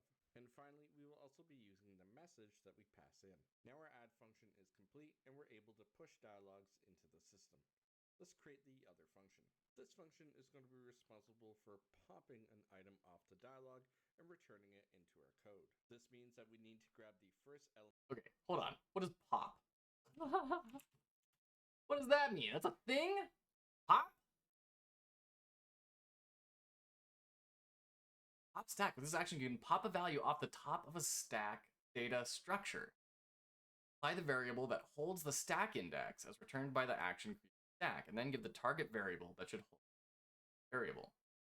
Flag is a temporary local variable. So, I'm assuming this means we pop off of the line of dialogue we're on, and then we somehow just increment to the next spot in the array, right?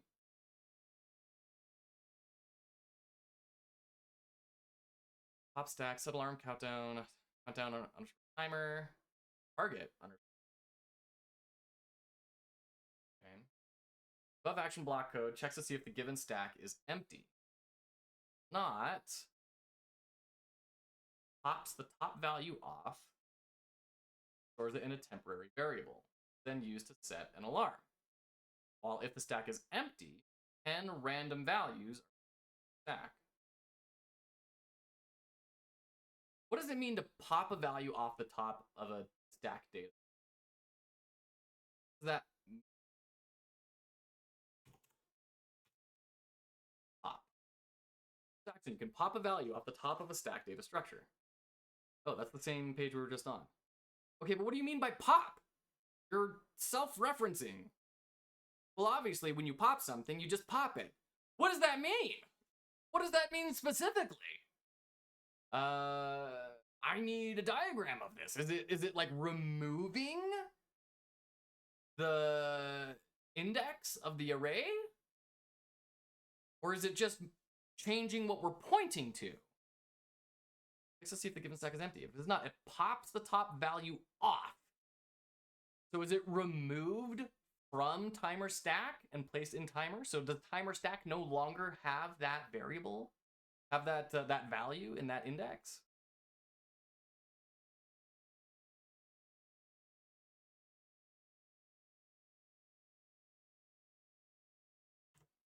Oops, that was way too much.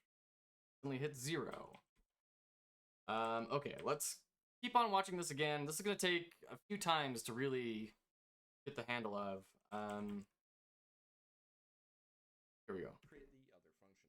This function is going to be responsible for popping an item off the dialogue and returning it into our code. This means that we need to grab the first element within our array. Then once we have the element, we can go ahead and delete it, finally returning the temporary value back to our dialog.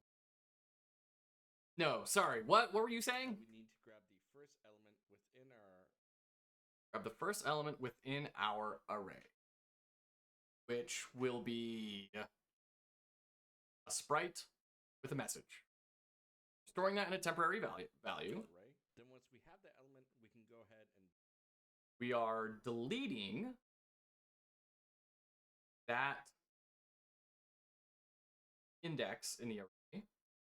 I don't know why we're doing that. Delete it, finally returning the temporary value. And we just send back the message. Why are we deleting things? Is it because like this one dialogue array will be used every single time? It's like we have this one whiteboard.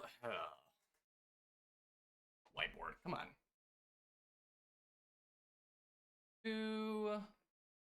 Okay. So is the thought here that the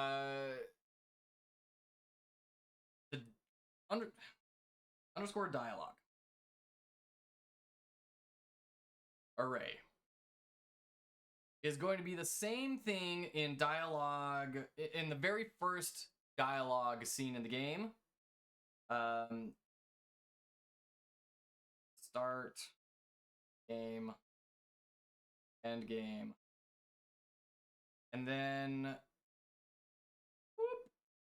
So that one dialogue is going to be the array that reads dialogue for everything, and then we have like this big funnel up here that we start feeding in all these different scripts into, and that gets processed and dumped into here. So that's why we're deleting it, because it kind of needs, it's just a clean way to reinitialize it. So every time you go through the dialogue, it's just wiping it out. Of course, that would be problematic if you wanted to view dialogue history or something. Again, you know, everything you need to have that stored maybe in well, it couldn't be a local variable. It says it for dialogue past or whatever, and you like copy it into there.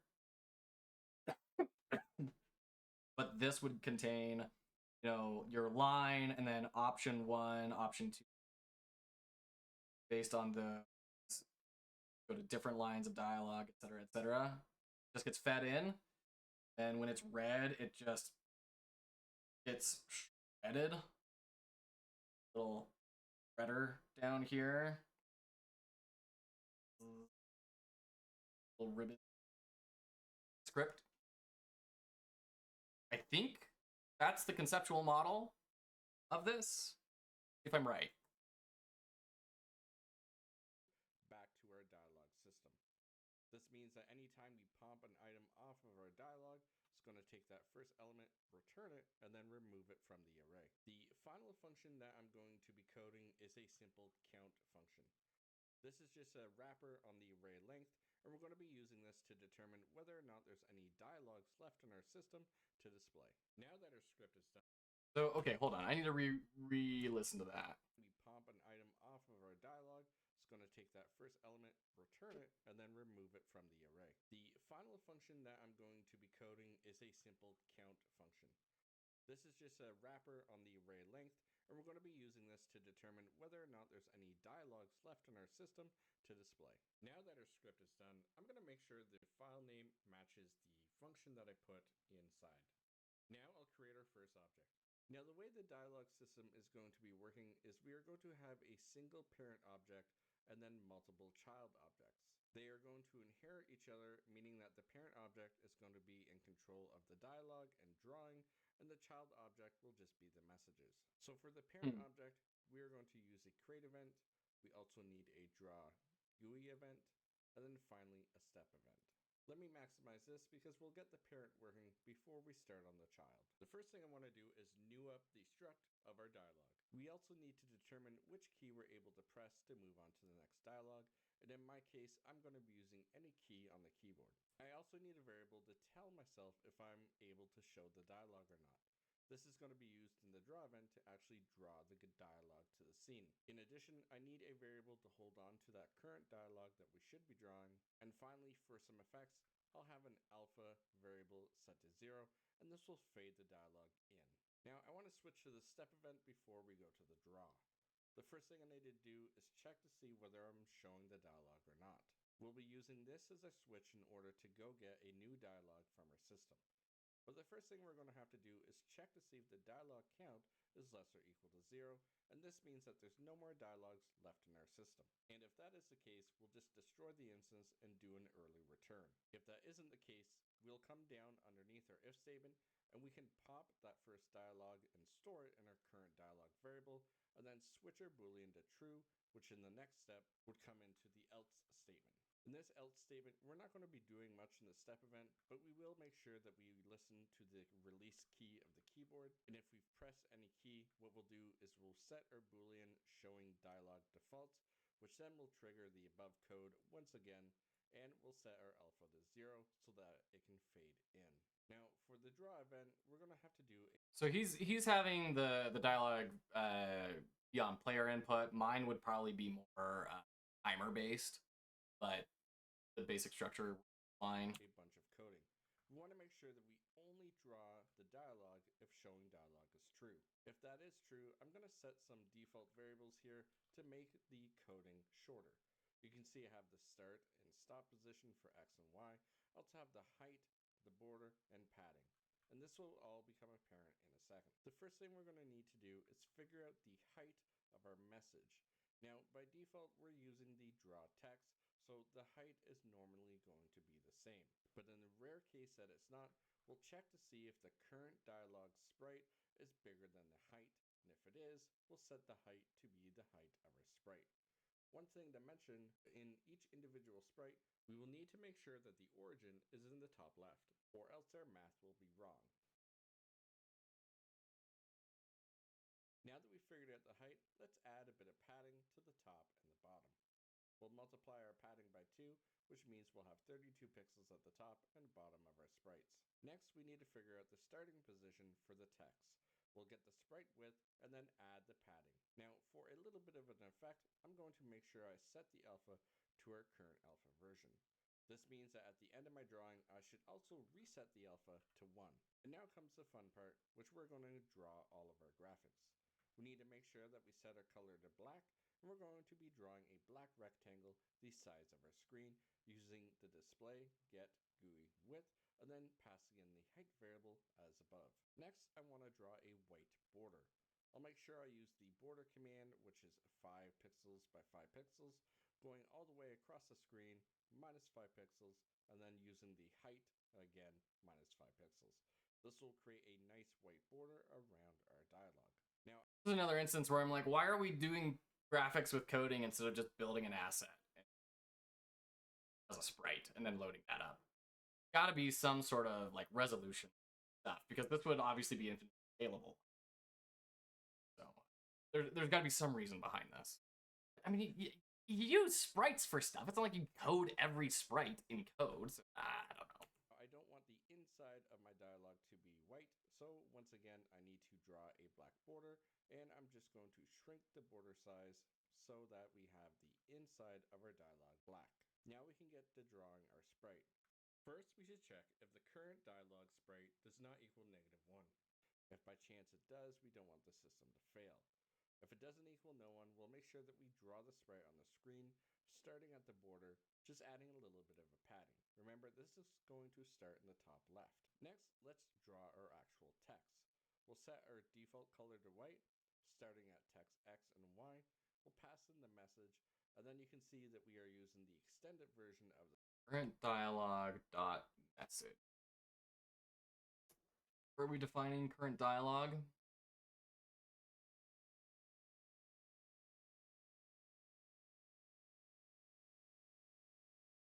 right there. Current dialogue equals dialogue.pop. Okay. Cool. And I think in the intervening 8 months since they did this, they have created their own pop function. So across the screen, -5 pixels, default color to white, starting at text X and Y. We'll pass in the message, and then you can see that we are using the extended version of the text. So the 16 is going to be how much it can be between the top and bottom, and then the display width is going to be the left and right. So we are basically saying this can go almost all the way across the screen before it wraps. The final thing that I want to do is make sure that I change the alpha from 0 to 1 over time. Now we're done with our dialogue parent. Let's create a new object and make sure that the parent for that object is going to be the one that we just created. You will know if you did everything right because the events will be automatically filled in. I'm going to name this particular object dialogue sample A. Now I do want to add some dialogue into my system, so I'll right click and I will say inherit the create event. Event inherited will run everything in the parent first, and then it will run everything below. This means that I can come in here and I can set up my characters. I could set the dialogue character to be green to say hello, the dialogue character red to say my name is Mr. Green, and I could finally set the character blue to say today it's been snowing. And if I go to my room and I add this sample dialogue in here and I run my game, we'll see the dialogue system in action. You can see we have our black box followed by a white padding box and then black inside with the sprite and the words. I can hit any key on my keyboard to go to the next dialogue, and once the dialogue has finished, after this, it will automatically be deleted and cleaned up. This means that anytime we want the dialogue to happen, all we have to do is instantiate our dialogue sample A or create a new one and just add the different dialogues into it. I hope you found. okay, that's a lot to chew on. Go to the bathroom real quick. Get some water. Take a breather. Let that all percolate. Be right back.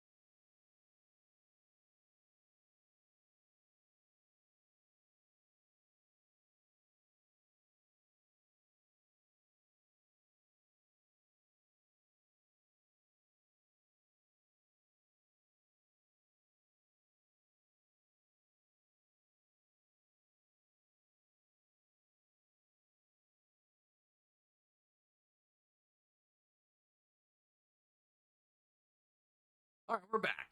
And we have the encouragement of a puppy.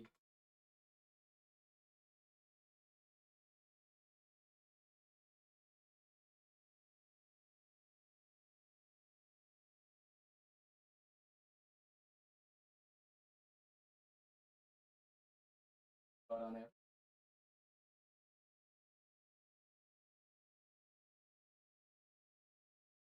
All right.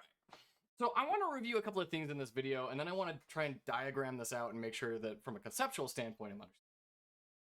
So in this script, I'm just going to try and find the end state. He has the dialogue script. And in this dialogue script, he has an array that he creates that stores the sprites that he wants to use and the message. For me, I wouldn't want to do the sprite, but I would want to do which object it is, because we're going to want dialogue popping up over different objects. So we can actually copy a lot of this same sort of structure, conceptually speaking. We'll just change sprite with an object. And then he pushes values for sprite and message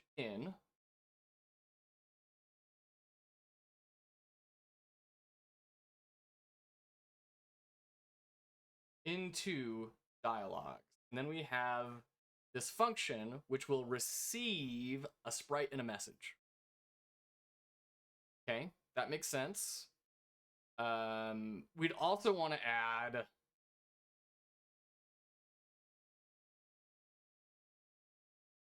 we need some way to have localization in here. And it feels like it would be really easy to just build this in right now instead of trying to stress out about refactoring things. So there's got to be some sort of like which language flag, right?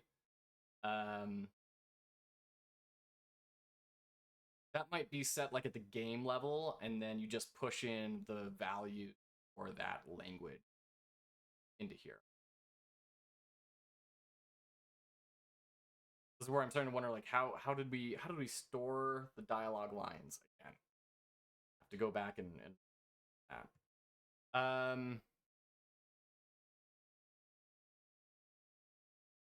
so he is making a way. He's making a function. This is so weird that's not function add and then accept those things. It's just breaking my C++ brain. He's pushing in the sprite and the message into the add, and then the add gets called later on, making this pop function to delete to store the current value, the top value of an array, into a temporary variable, return it, and delete the old value in the array to just sanitize it and keep it clean. And then we also have a count just to say, are we at the end or not? Then he has the dialog parent where he sets up some variables to start off with. Dialog equals new dialog. This is where he is running that script. So anytime we see dialog, it's referencing this script he just wrote. And then he's checking if they are, if the player is pressing a key, and if we are already showing dialog, where are we at in the dialog, and setting it. Then in the step, so every frame, he is checking if we're showing dialog. And if we are, then we're just gonna hold and wait until they press a keyboard key. Then when they do, we will set showing dialog to false and fade this out. And then in the next frame, it will say, oh, we're not showing dialog. Let's jump into here and check if we are at the end of dialog. And if we are, destroy the instance of this object, and we'll go back to the normal game. But if we're not at the end, then current dialog, which we set back here in the create step, current dialog as an array equals dialog script dot pop. And so we'll just take the top values stored in there and set showing dialog to true. And then in the draw phase, draw event, we have just all of this stuff to draw GUI, which makes, it just seems really strange to me. When so much of this could just be resolved with a sprite. But what we're caring about here is here. We're drawing at this X and Y, which would be the objects X and Y event that we would retrieve from our script. Set current dialog dot message. I admit I don't really know what that 16 is. I know he said something about it. I don't really know. And then display get GUI width. I'm not totally sure that is doing either. Maybe it's setting it so that it draws to the bounds of the box that they have made. And then fade over time. And then goes and creates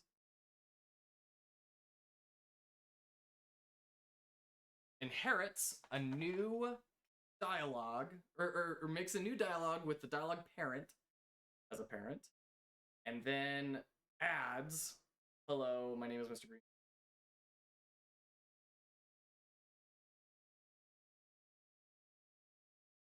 So,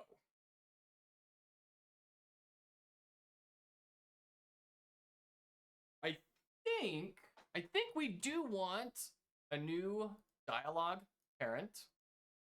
I think that is something we can apply here. I am a little concerned about a lot of this because I think there have been a lot of engine updates since this tutorial was made that have rendered a lot of this not the easiest way to do it anymore.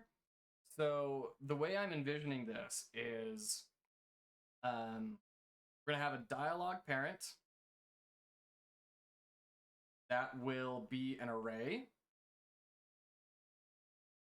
and there will be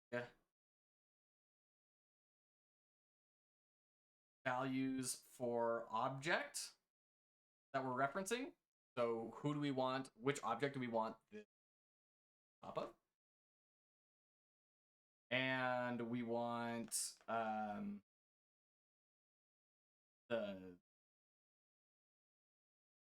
we'll say message. It's different so that we're not getting confused between like 80 different references dialogue. We have object and a message. We need to read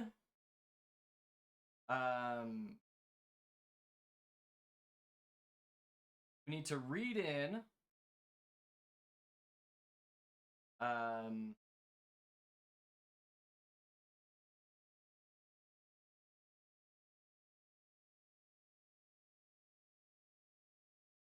this stuff, right? We need to read in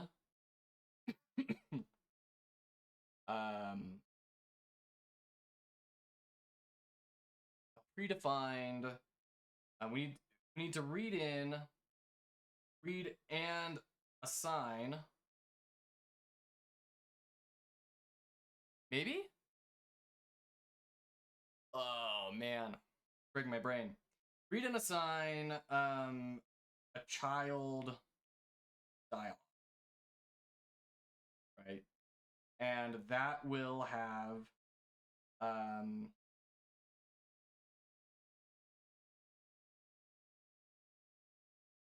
object, message,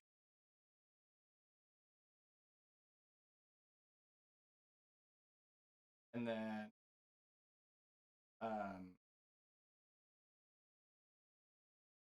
it would repeat for n number of times, right? So that's the key I'm getting formed. And then that could go on for an indefinite amount of time. Curly bracket. Or not curly bracket. Okay. So we have our dialogue parent reading in a structure for child dialogue. We are going to populate child dialogues with objects and message value keys. And then we are going to wait until it is created. A dialogue object. And then we will create child, which will display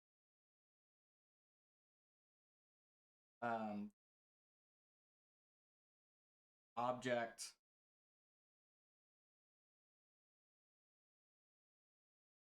message pair, and then set an alarm. and then pop, display, I keep writing fine. It will then display the new object message. Right? And then that repeats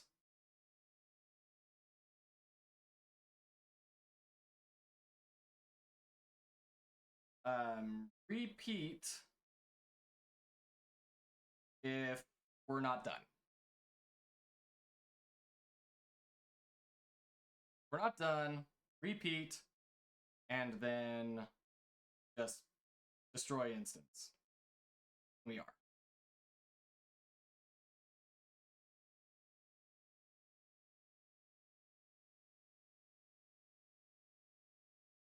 Now, one thing that I'm seeing just from this conceptual model is the problem of the alarm.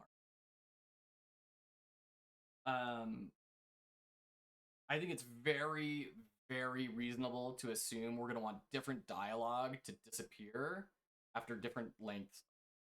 So we're probably going to want a third value here, which is going to be timer.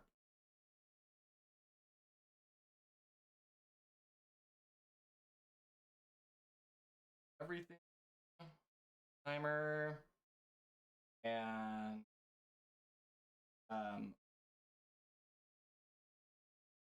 plays object and message,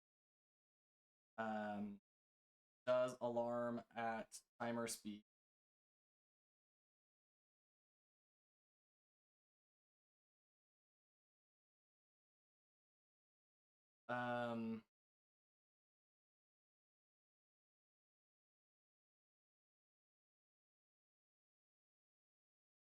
And we're not doing this.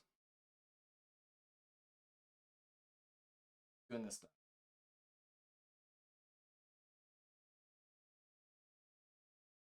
Cross the up. Okay. Right? That will make sense. Then we're just referencing the object x and y relative to that, and y would be like -1. And then I think we're done. I think that'll do it, right? So let's try and make this happen here. So in our dialog parent on create, we want to make a struct where I don't incredibly understand the intricacies of structs in GameMaker. I understand arrays and everything. Structs are a little bit different. A struct is a variable that holds a collection of other variables. The variables that a struct holds can be of any data type previously mentioned, and these variables can be read from and written to after the initial struct declaration. You can also add more variables to a struct after it has been declared. Okay, right on. The variables used in a struct should follow the usual variable naming scheme, i.e. they cannot start with a number, but only be made up of alphanumeric characters and the underscore character. Okay.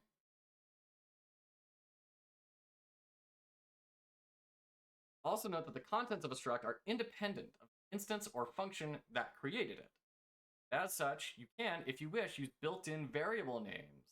Oh, such as image index or x and y. Oh, that's interesting. Okay. I can see how that'd be helpful. So you can like set the settings, set a struct of settings and declare all that. So that's cool. Hey Artemis. Hey, don't go dumpster diving, sweet. Out here, please. That's two. Okay, we're gonna leave that all alone now. Give you a chew. This chat thing. Should we give you a chew? Chicken chew? That. Let's give you a chicken.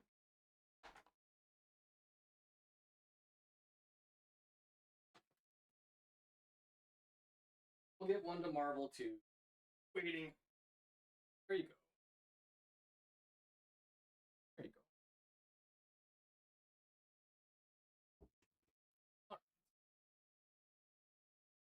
Right.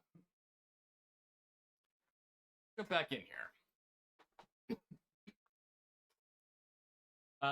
Variables used in the struct should follow the usual variable naming scheme. Right, okay, we've already done all that. After the initial creation, structs have no processing overhead while they exist, although they will take up space in memory. So, variable equals variable value, Okay? An example of this in practice would be my struct equals a 20 hello world. So I'm guessing function is variable a, right? We have a GML example in here, or a visual example. No, of course not. Why would we?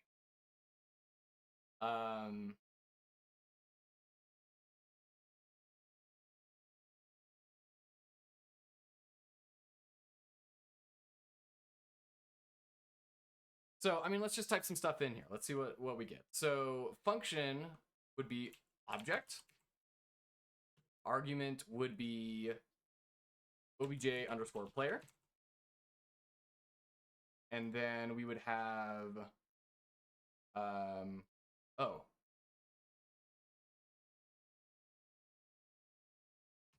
just throw some stuff in there. What happens when we go to the live preview? New object. Object player. That one. Okay. So, really what this should be is like dialogue. We'll just do it sequentially. Argument is object and message. And then what would target be? Oh, we're okay. So we're setting this as like a name.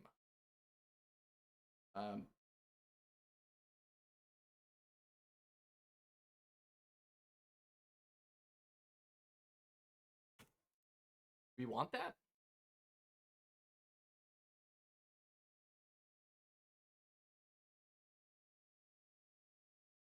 A lot about structs I'm not totally understanding here.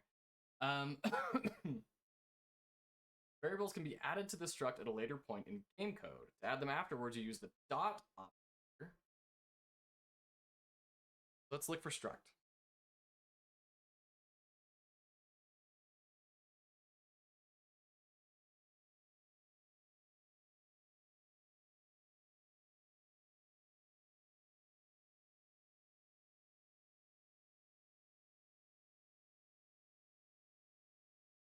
Okay.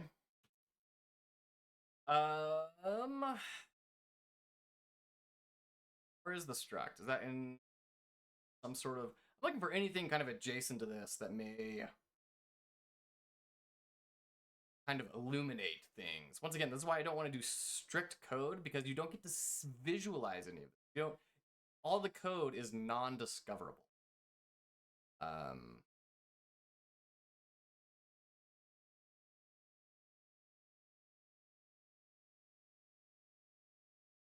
Where is struct? Oh, struct is in common. Really?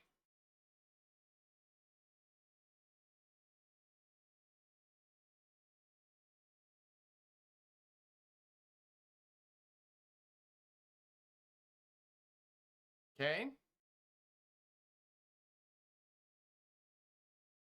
Sure.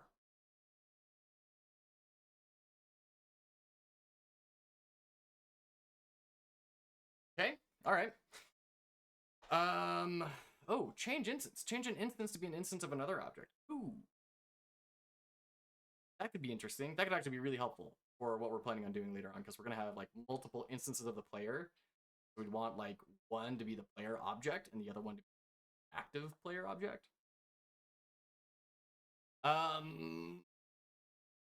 Okay.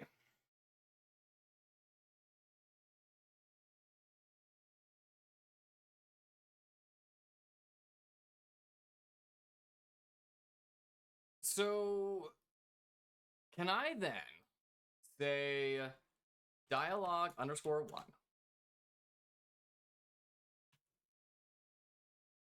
value of object, and then no. How do I update a struct? Because all I'm seeing is new in comparison to self. Set new instance of dialogue 1 with 2 arguments. So like, how do I push onto stack? And I say stack is dialogue underscore 1 and value is object. Yeah.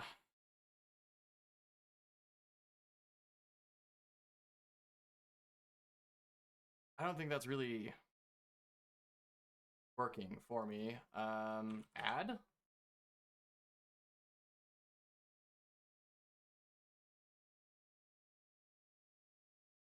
Yeah, this is all just like for adding one thing at a time. But I want to add, I want to send 2 arguments. Can I call a function and just say can I just say dialogue underscore 1 argument object target obj dot player, and then or not player, not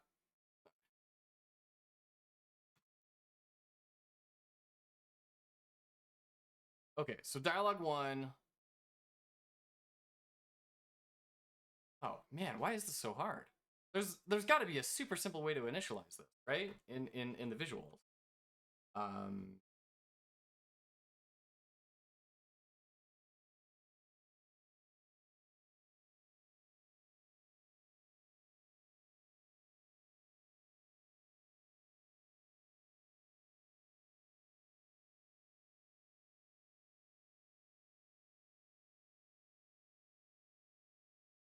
Think about this.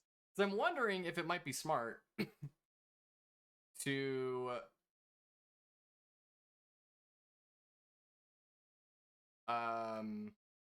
like assign a value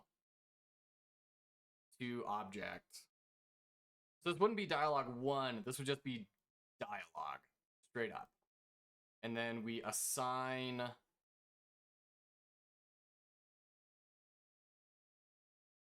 indexes all the way through, and then we'd have to have some external file again, which is what we're looking to avoid with structs.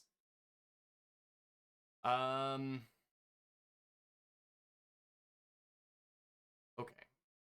So in our dialogue parent, what are we wanting to have happen again? Our dialogue parent needs to have an object, a message, and a timer. Want a timer. And we'll just call it dialogue. This is just the parent dialogue. So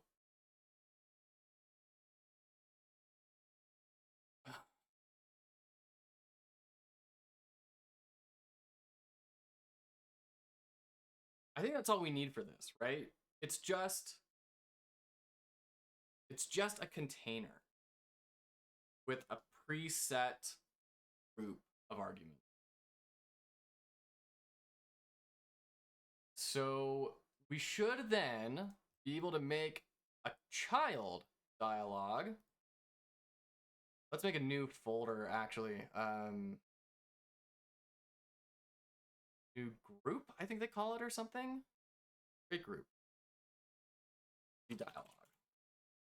Dialogue parent, and then object will be obj underscore dialogue underscore 1, and your parent is parent dialogue. So we're going to have that create, then we're going to inherit, and then we want to write to the struct, whatever the dialog is.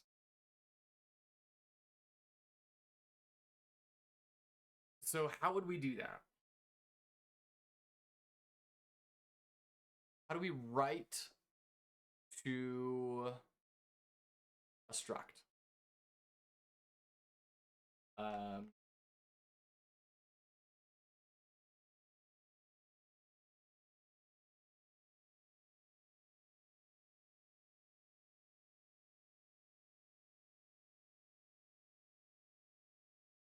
Accessing struct variable. Once a struct has been defined, you can access the data within it using the point notation. This. We have a struct, and then my string equals my struct dot b plus string my struct dot a. Okay, but how do we define a struct?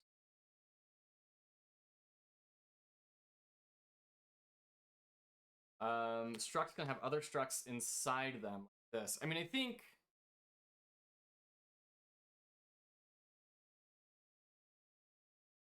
for now we don't need that. I've been trying to think of like we might have multiple people talking at the same time. That's true. We could have multiple people talking in the same time. So if we have like the player and then like 2 friends or something, and an event happens, we want all of them to, and the ground shakes, we want all of them to go, ah, at the same time.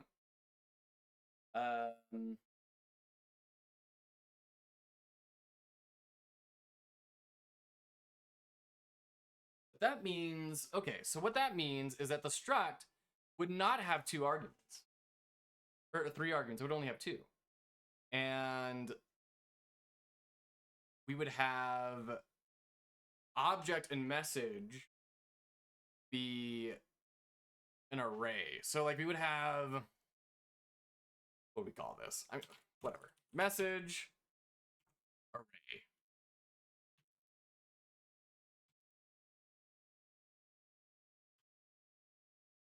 And then we would just delete that as a part of message then. Message array. And then we have message array and timer. And message array would be composed of an object and a message. We do curly braces. Will that create a struct? Because we're not doing that over here. I'm actually curious how we're defining struct. Can I say message array? I do think that's a better way to do it. And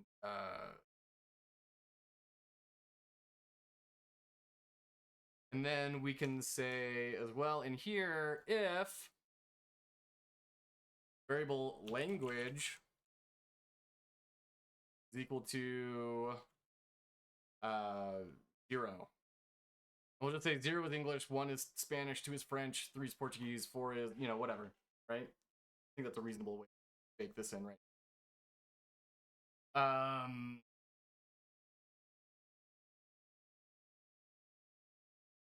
So we have the function dialog with the message array, which will compose. Let me add a comment here. Create a dialog struct with a not with it that accepts a message underscore array struct that contains a list of objects paired with messages and a timer for how long that stays. drawn before. All right. Let me put in some new lines on there.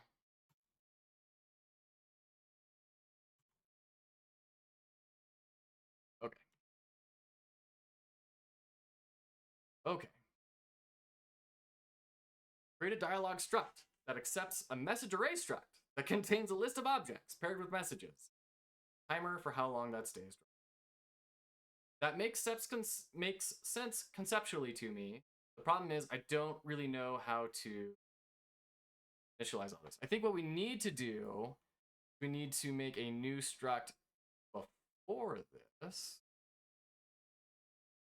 which will be message array. And that will have an array of objects.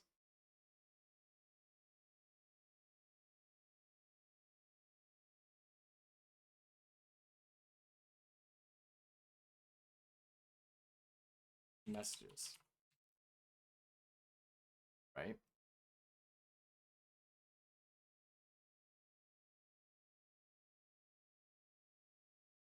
And we're assuming that anything that's passed into these will be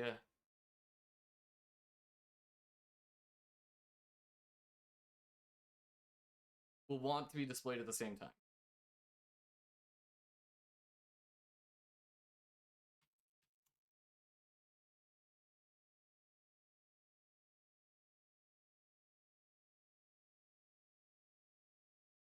I'll declare an array inside of a struct game maker.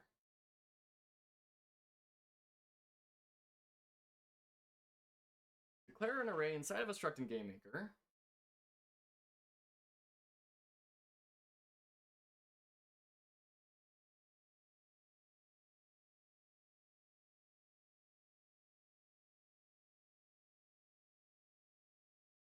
This will create a struct called myStruct that has an array of 5 integers, myArray, and another variable called another variable. And access the elements of the array using the myArray index. Index is the index of the element you want. Example, to access the array, you would use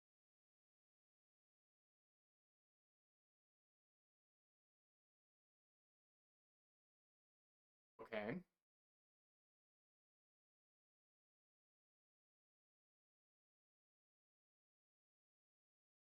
You can also declare an array of structs in GameMaker. This you can use the following syntax.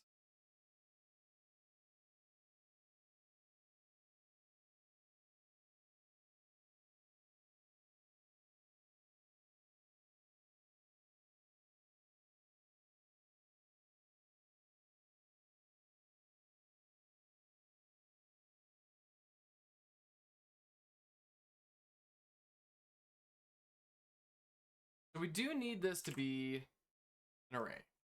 We need this to be an array. Now, it doesn't like that. And if we put spaces, it could be. It still doesn't like that. I'm curious if I try and run it. Will it give me an error message that helps me? No.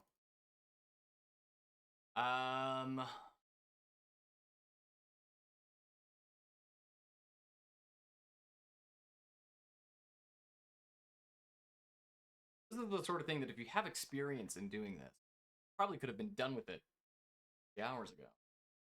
This will create a struct called myStruct.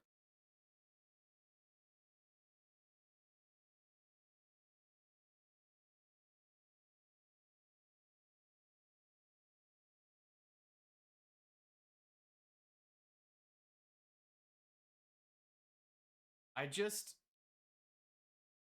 think I need to convert to code on this one because I'm not seeing a way to initialize this in a way that makes sense. So // check language, then write appropriate.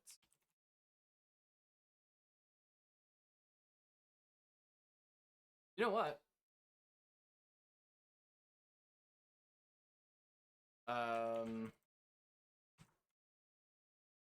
Localization. I think that if can actually be in a different object. I don't think it needs to be in create. Let's delete that, and this will be in a new step event. Convert you to code. If language equals 0, then write appropriate. So we want to read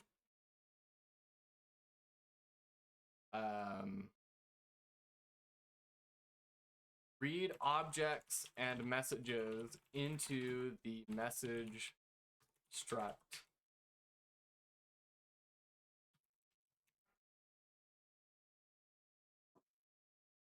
And then we want to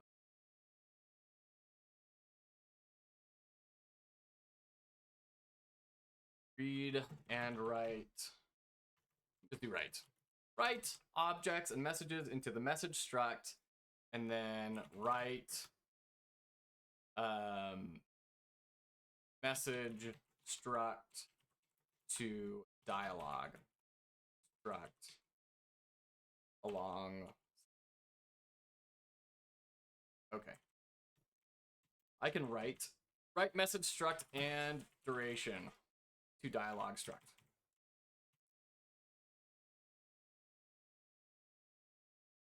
So new message array.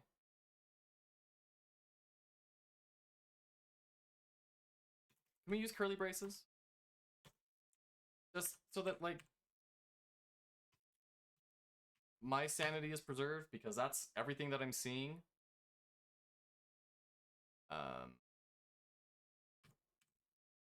Message array equals. And then this essentially JSON stuff. So we need object array,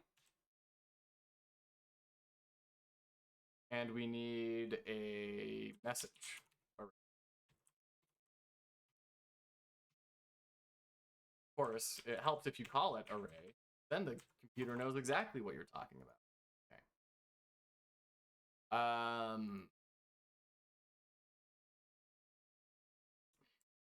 How to declare an array.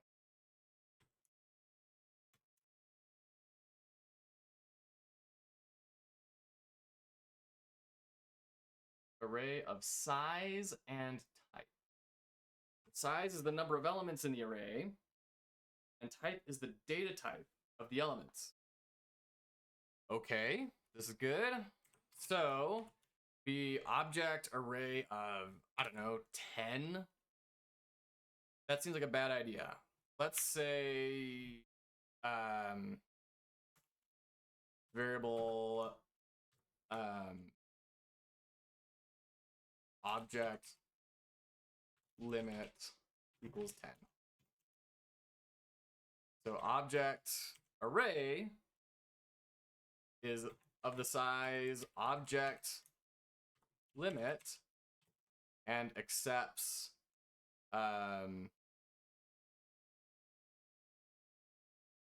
strings. And then the message array would be strings.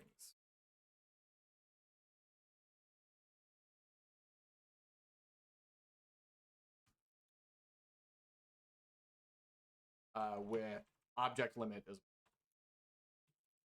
We can change this to be array limit. Not do object, do array. And then change you array. Hit insert. Oh. Okay. So why are you freaking out?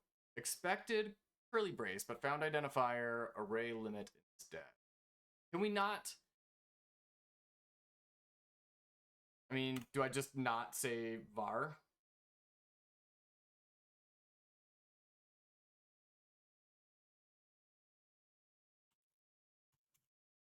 array limit 10. Diamond. Really?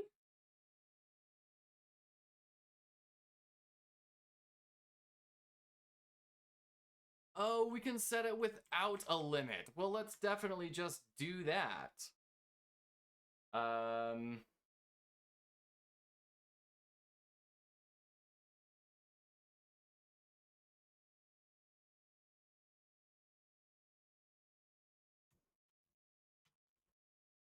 Object array message array. And we should be able to get rid of array limit. Which is have the message array struct equals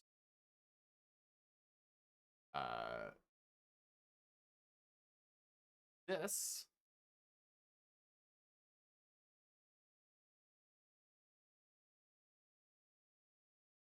expected curly brace but instead.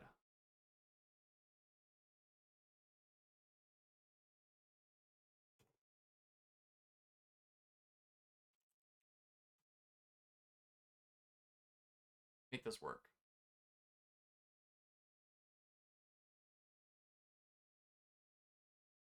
We need to say string object.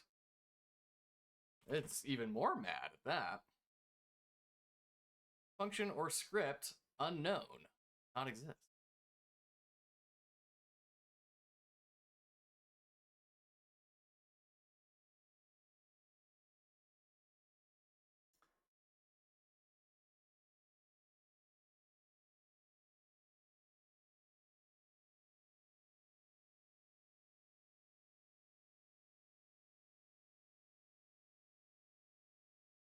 This function, you can set the value of a given variable in a struct. You supply the struct reference, as well as the name of the variable to set the value of.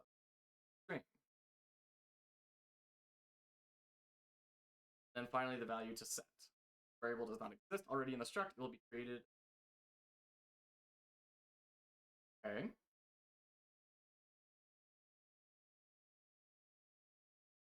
I understand that. Okay. So we're still kind of dead in the water on how do we get arrays into strings. I think my time is running out. Unfortunately. Wish.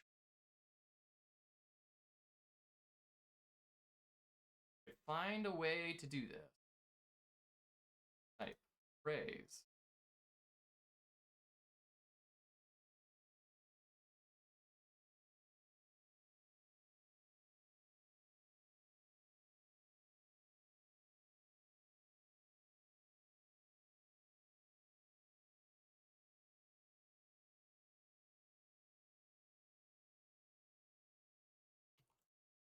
Yeah, I'm probably gonna have to jump off any minute now. This is a big bummer.